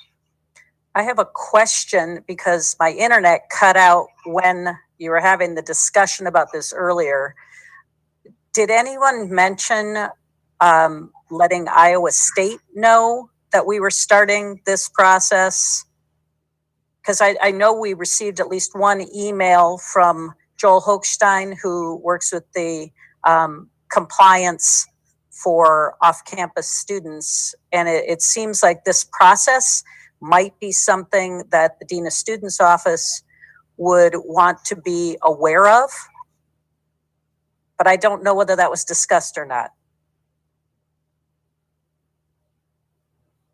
It was not discussed, but certainly we can do that. Do you need a motion for that, or is that just assumed? I don't feel like I need a motion. I think we can make that happen. Okay. It's a good idea. Anything else? All right, anything else regarding communications or Susan, do you need anything from council tonight, or you're in good shape, or any direction or affirmation? I think I'm in good shape. Okay. Any other comments, questions on this item before we move on? I assume Susan's going to come back to us if it turns out she needs money for this messaging program. I can certainly do that. I would love it if we knew that we could help if that was necessary. So great, and good luck. All right. Thank you, Mark. Yep, thank you. Appreciate your, and Susan and Deb for your efforts on this. This is very helpful. Okay, can move on to item 29, motion directing staff to temporarily not enforce building zoning codes to facilitate COVID-19 testing at Metropolitan Clinic North 3815 Stang Road. And does anyone have questions for staff on this item this evening? This is only through December 31st, 2020. After that, there's an understanding they'll remove the shed and the slab unless they can prove that they meet all the required laws and ordinances of the city. They can, if the pandemic continues, they may ask for an extension. I want to warn you of that, which may be justified, but we'll know more later in the fall. I see that Rich Higgins has been made a panelist. If you have any questions for staff, I think Rich probably would answer any questions. Otherwise, if there's no questions. I move alternative 1. Oh, wait, give me a second. Oh, sorry. I'm gonna open up public comment. Does anyone wish to address council on this topic this evening? Brian? Mayor, I do not see anyone with their hand raised. Thank you. All right, I'll close public input, and Amber, go ahead. I move alternative 1. Second. Moved by Please go ahead. Corey Harry and second by Betcher. Discussion. This is with the end date of December 31st, 2020. Yep. Thanks.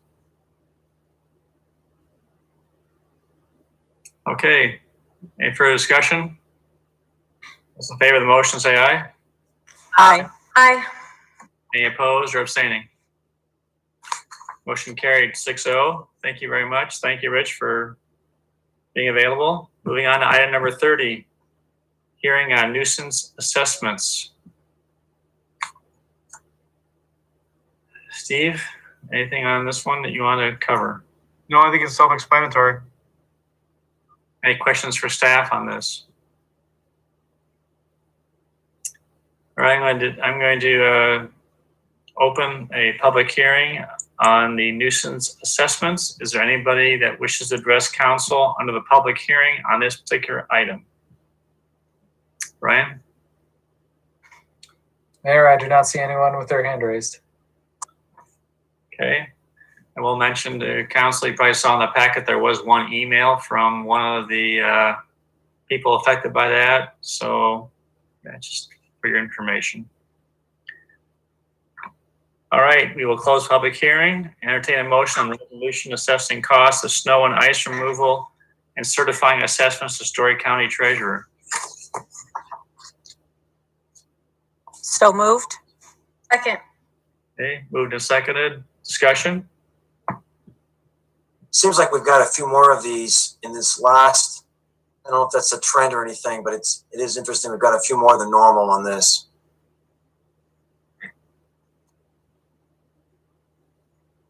Okay. Roll call. Garten, Aye. Junk, Aye. Corey, Aye. Martin. Aye. Beatty Hansen, Aye. Betcher. Aye.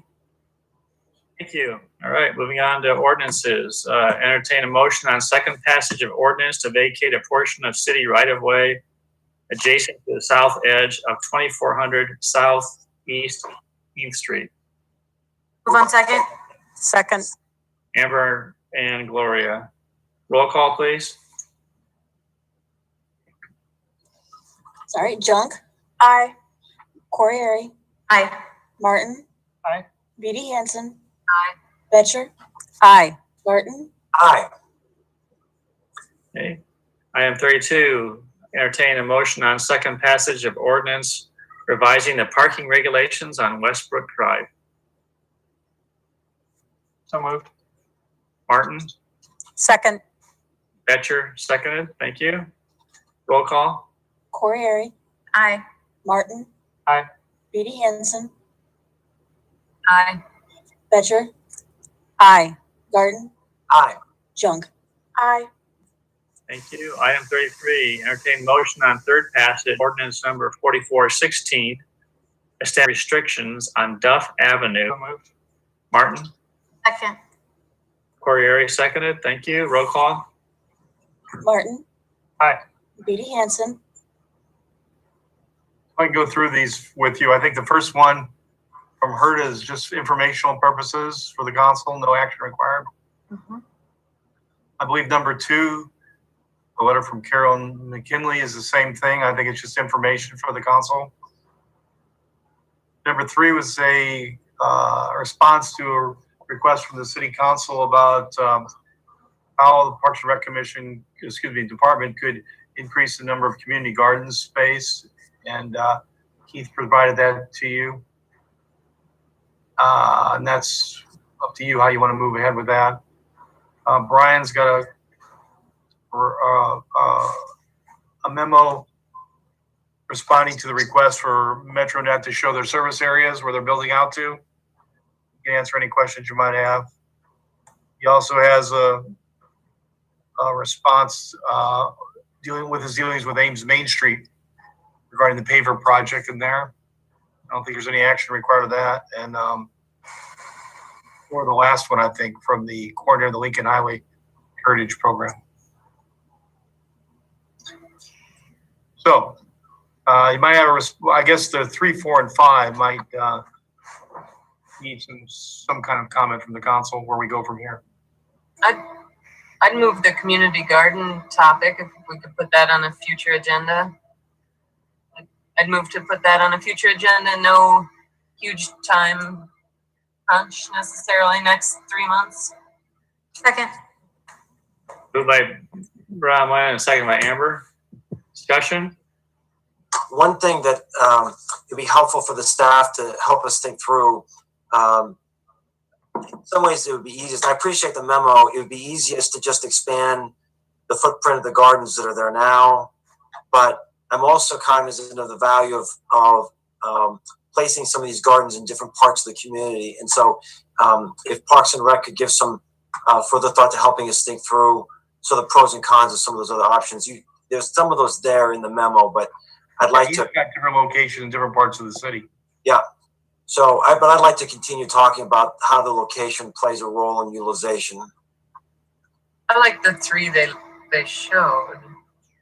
If they've got others, that's fine. But Yeah, they're spread out. He's intentionally spreading them out in different quadrants of the city.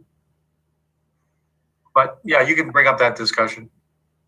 I think this looks great. I just wonder, is this the sort of thing that maybe Parks and Rec Commission would want to take a look at before it comes back to us? sure, that'd be fine too. Maybe we send it to them before it comes back to us. I think your motion would allow for that. That's fine. Okay, those in favor of the motion say aye. Aye. Opposed? Motion carried. All right, next item. This is the MetroNet item, right? Yep. Correct. If I could ask some questions about this. Please.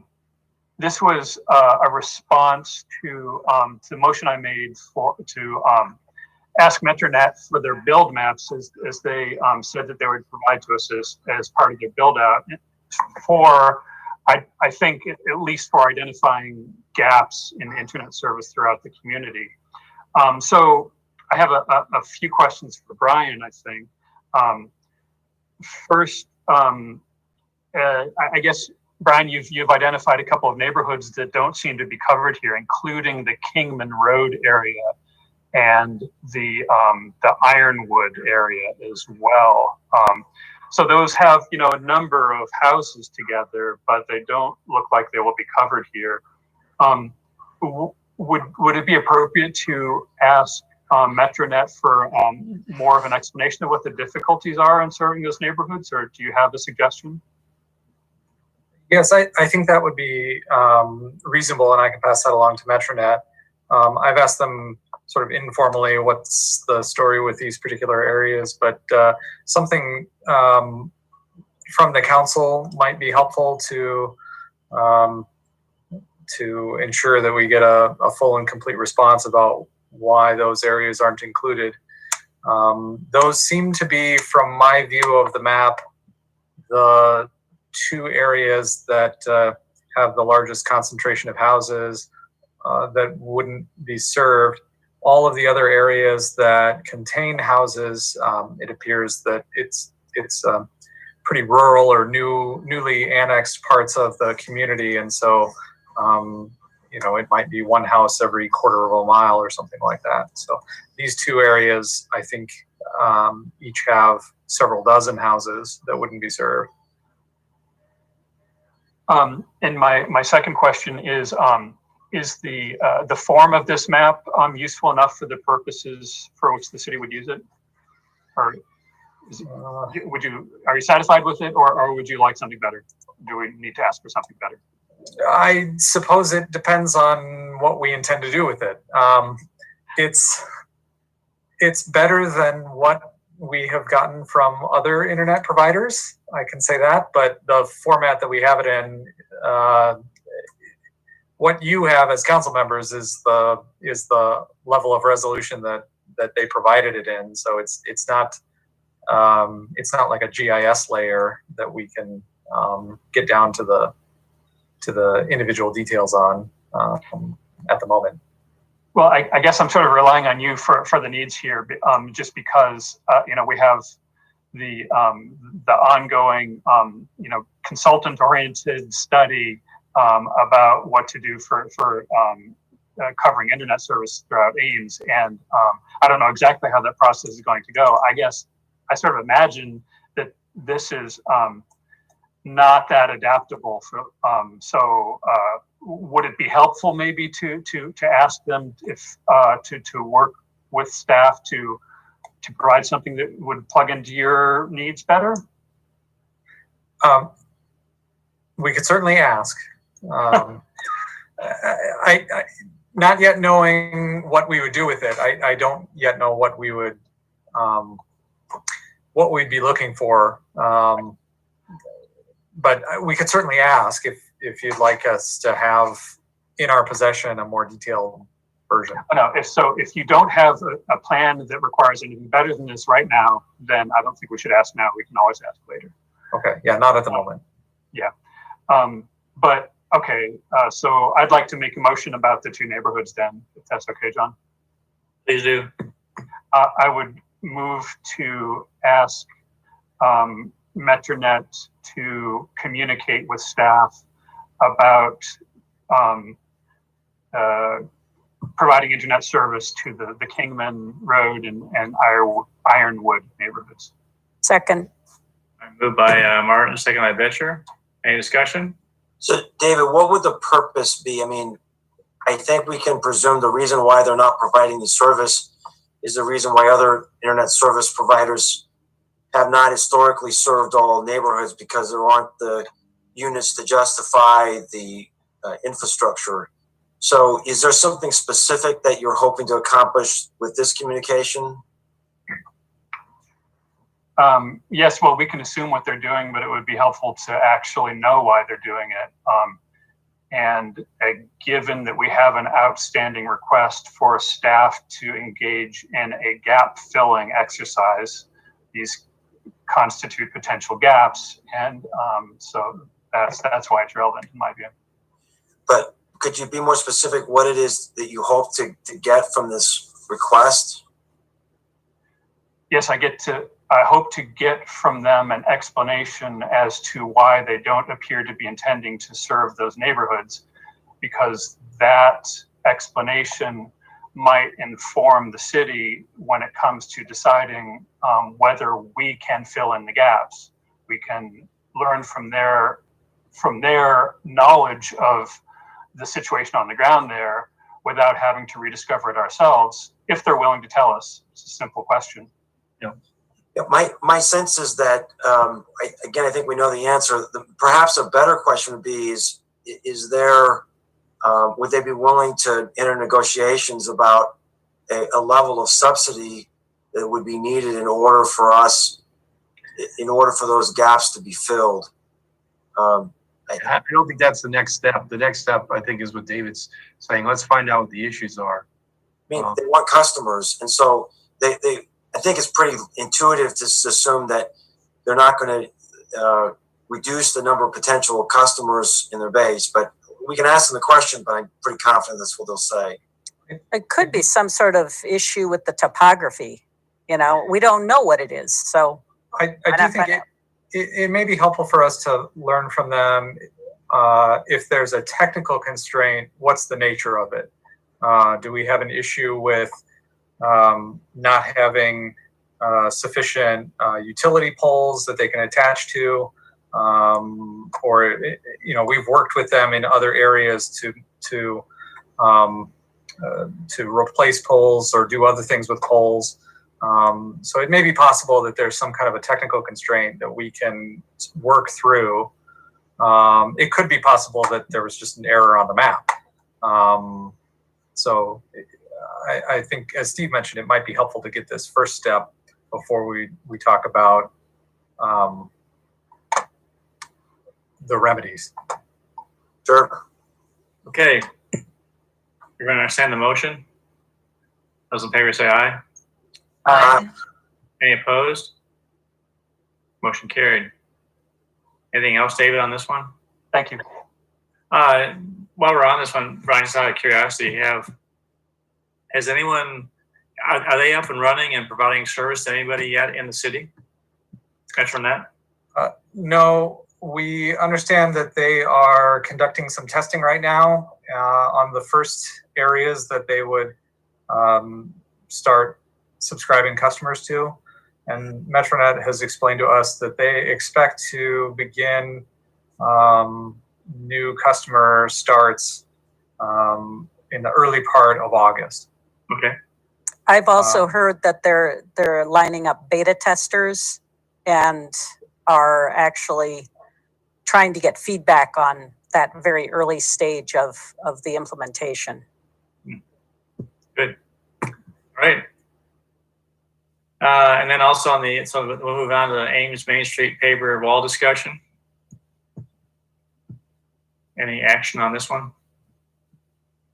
We're just going to wait, right, Steve? From they're doing some research and they're going to get some bids back. Is that correct? Right. Yeah. You'll have a Public Art Commission's having a special meeting next week, and then you'll have a staff report at the council meeting on the 28th with the decisions that staff needs in order to put plans and specifications together for the paper project. Any direction from council then, Brian? Yes, we'll be asking the council for direction regarding whether to deaccession the wall, the Vanishing Rail Yard, which is the public art piece,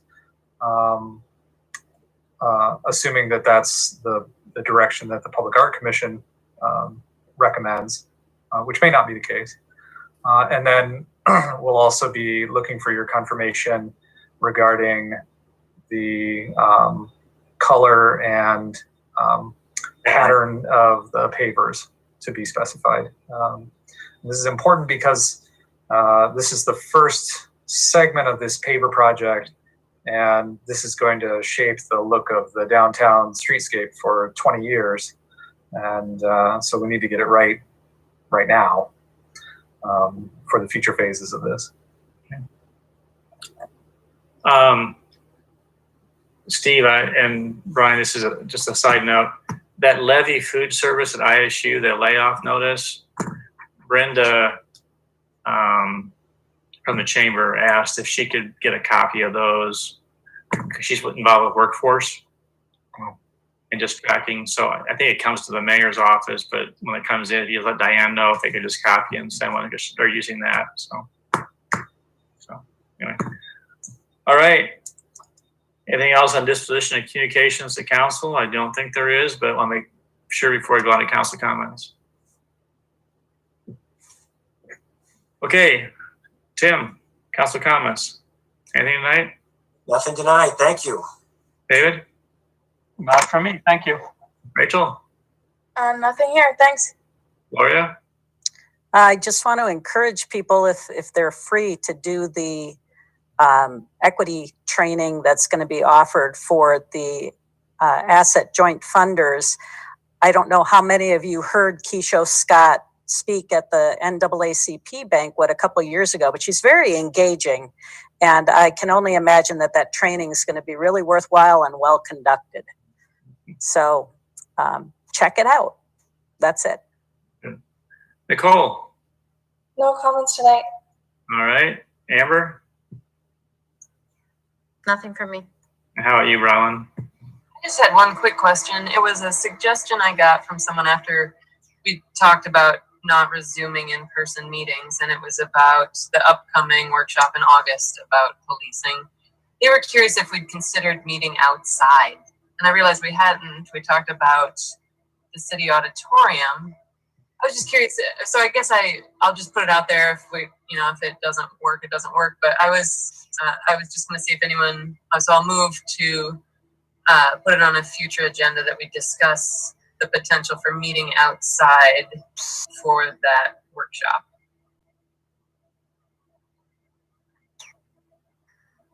Okay, motion died due to lack of second. I will say this, it really won't be a workshop. It's just going to be a report back to council, first of all. So it won't be a dedicated workshop. Yeah, maybe wrong choice of words there. I told him I'd ask, so no worries. Thanks, all. That's all I got. Just the sheer logistical technology and the channel 12 and the internet access and all that, that would be a potentially logistically challenged as well too. So. Okay, I have no comments tonight either. Thank you for this evening. We're meeting next week in a workshop. And Steve, is that that's going to be 321 State? Is that correct? That's correct. Getting the input from the neighbors on what they expect from the multifamily housing. Remember that? You wanted to get some input from them before we put together our RFP for a developer. So have notices gone out, or how are they being made aware of how they can contact council if they don't want to do it via Zoom or telephone call? Have they been told, or what are we doing in terms of that? I'll have to get back with you on it. I think we notified them or the group last week or so that it was coming up. I reminded them. Okay. But what they said about if you can't make it, they probably said you could send in emails to the council at any time, but I don't know. I'd have to check. Can I ask, we also are expecting a memo on whether we need to make decisions during that meeting or whether it might keep until the following meeting. Is that true? Steve, do you remember? To get a memo on that, I don't think you have to have a memo on it. If that's what people prefer, many times we don't make a final decision at the workshop. It's at the next council meeting. I think at a special meeting, we actually voted on this to ask for a memo, didn't we? Yeah, I can probably report to you now, though. I don't know if you want me to. Oh, that's fine. Yeah, that'll do. No, let me give you a memo. Just an email is fine. Thank you. Yeah, just give us some feedback and input versus. Well, let me have a sense of the council. I think the council would rather not make a decision that I'm assuming would rather not make that decision. Or maybe hold it for the next meeting after you get the input. Dave, why don't you refresh the conversation again for everybody? Yes, it was just in recognition that our original plan for the 321 workshop was to be held in person.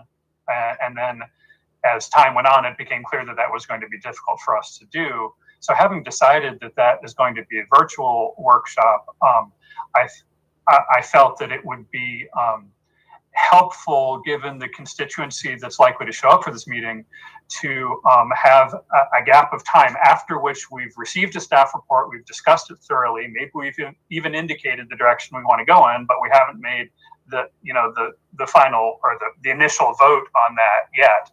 So that with that information in hand, we have another week for people who couldn't attend virtually to sort of process it, get in touch with us by email. Maybe some of us could have meetings if we're so inclined, but that would just give us, I think, a little bit extra engagement, given that we're no longer having the in-person meeting. And so that's why I asked for the memo as to whether that would be acceptable in the LIHTC schedule. Right. Council, are you okay with that proposed schedule? And if so, we can just move on and save Steve from having to do any kind of memo then or any kind of email. Well, I think you want to check to make sure it'll fit with the LIHTC schedule and getting it out. So. Oh, gotcha. Let me send you a memo. I mean, I should have sent you a memo sooner. Well, if it fits with the LIHTC schedule, could just be more or less we can postpone the motion. Maybe you can postpone the decision until the 28th then, and that's all you need to say. Just so long we know before the. See what I'm saying? Yeah, I'm pretty confident we can wait another week. Is what I'm telling you. It'll be July 28th meeting, right? Right. But let me just verify that with Kelly and Vanessa if I could. Yeah. I think that sounds what council like to do. So, and then you'll give another. Would you give input then again on the 28th? Or would you vote on it? Just so in case somebody asks us, they'll probably ask us. They're getting input on the 23rd. You're going to hold off making your final decision. Are you going to open up and have input again on the 28th? Are you ready to make your decision? Not the 23rd, it's 21st. Excuse me, 21st. Right. If you get input for the 21st, you hold off, you're making your decision because they could give you more input for the next week, right? They'll ask me, do you want to have public input at the 28th meeting? For my purposes, since I made this motion originally, I think it's sufficient to have public input on the 21st. People who can attend virtually will then, and we can just vote on it on the 28th. Any further communications can be either by email or by private meeting. Or by phone. Yep. By phone, yeah. That would be fine with me. So I'm not asking for it to be on both weeks. So make it clear, anyone who asks, public input only in council meeting will be during the work session next Tuesday night. Right. And then after that, it's via direct communication to the overall council. And I would encourage council, if any of you are going to be talking to anybody, somehow that information needs to get out to all council members. We don't want to have individual council members having meetings and have more information than others. So somehow we have to get that flow through. Maybe we would just agree if you had a meeting or a conversation, you just kind of summarize what it is or collect it or somehow or bring it to the meeting, but not everyone's going to have the same information then. That makes sense? Yeah. Let me give you the memo tomorrow just so I can verify with Vanessa and Kelly, okay? To verify the 1 week is no problem. Delay, okay? Okay. I'll get to you more. All right. Procedural question, Steve, or in terms of the letter that was under item 28, is that something you or Mark will be drafting that goes to the governor, or I need to draft that? I'll sign it, but. Oh, I can draft it for you if you want me to. Okay. All right, very good. Entertain a motion to adjourn. Move we adjourn. Move with Betcher. All right, we are adjourned. Thank you, everybody. We will see you next Tuesday night at 6.